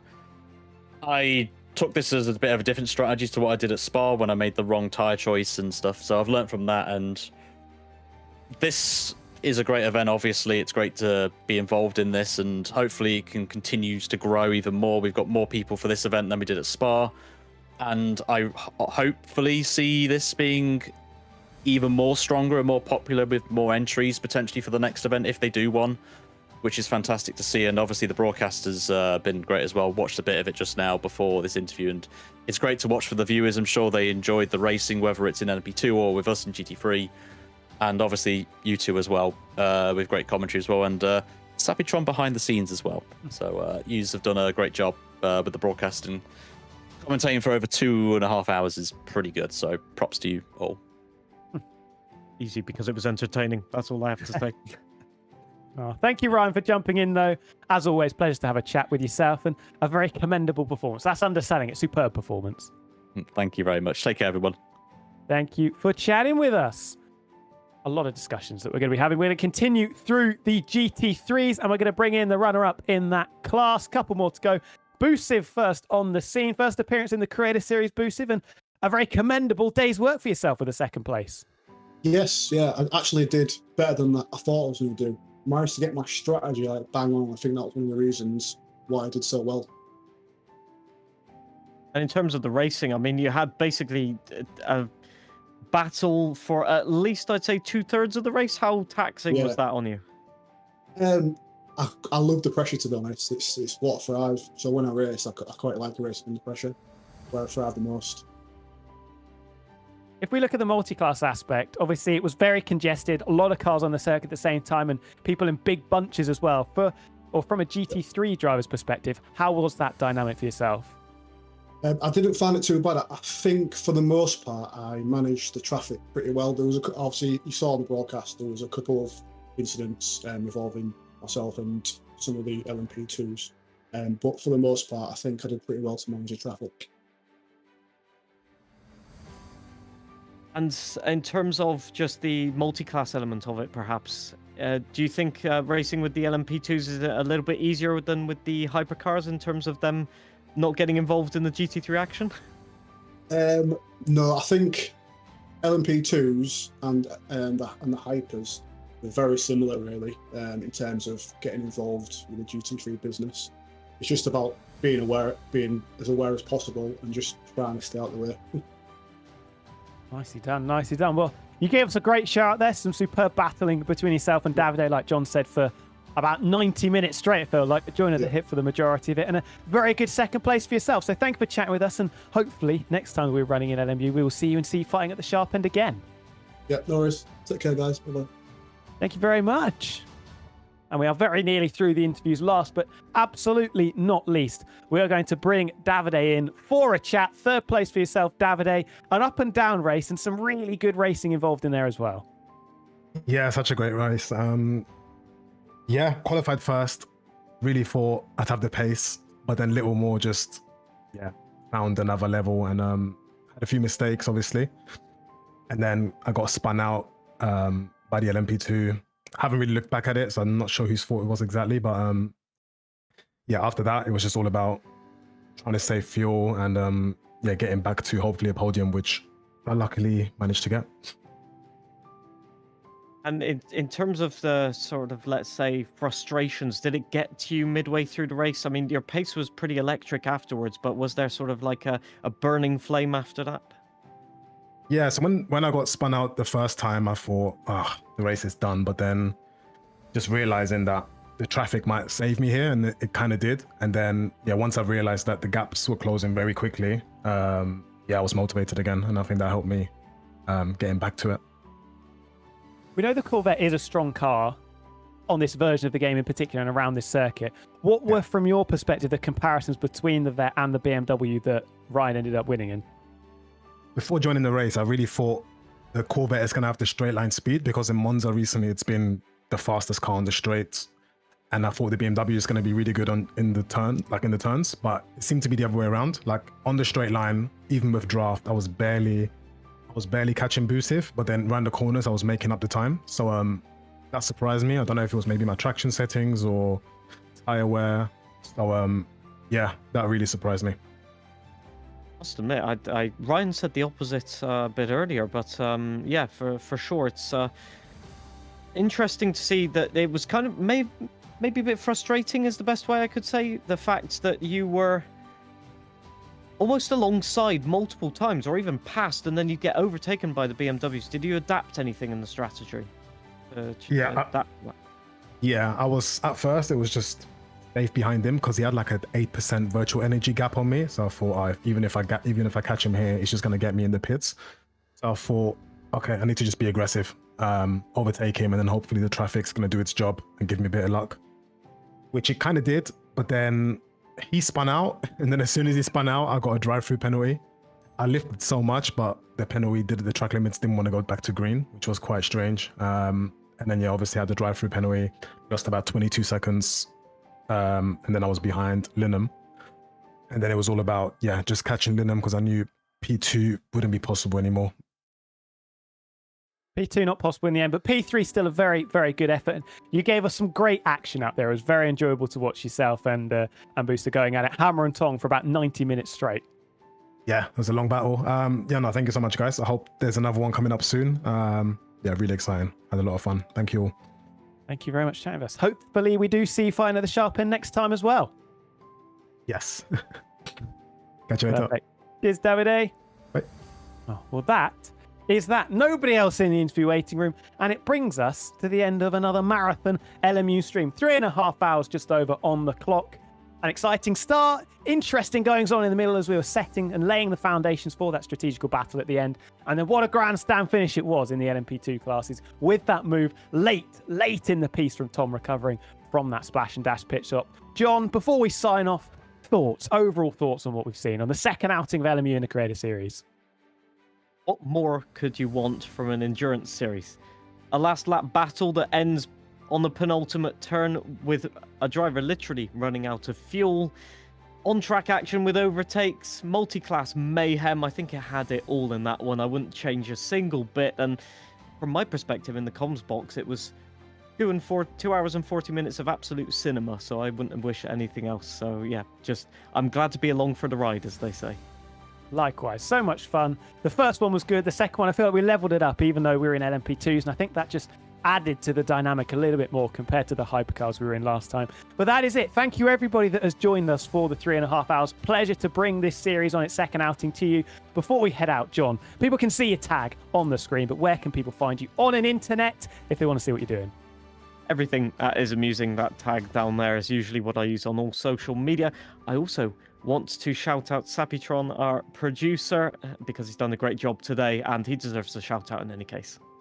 Absolutely. Make sure you check him out. Make sure you check out the Creator Series socials as well, which are in the bottom right of screen. And if you're interested in what I'm doing, wilco.com's on Instagram and TikTok. But thank you so much for coming along for the ride. We don't know when the next LMU event will be, but it will be highly anticipated. I can guarantee you that.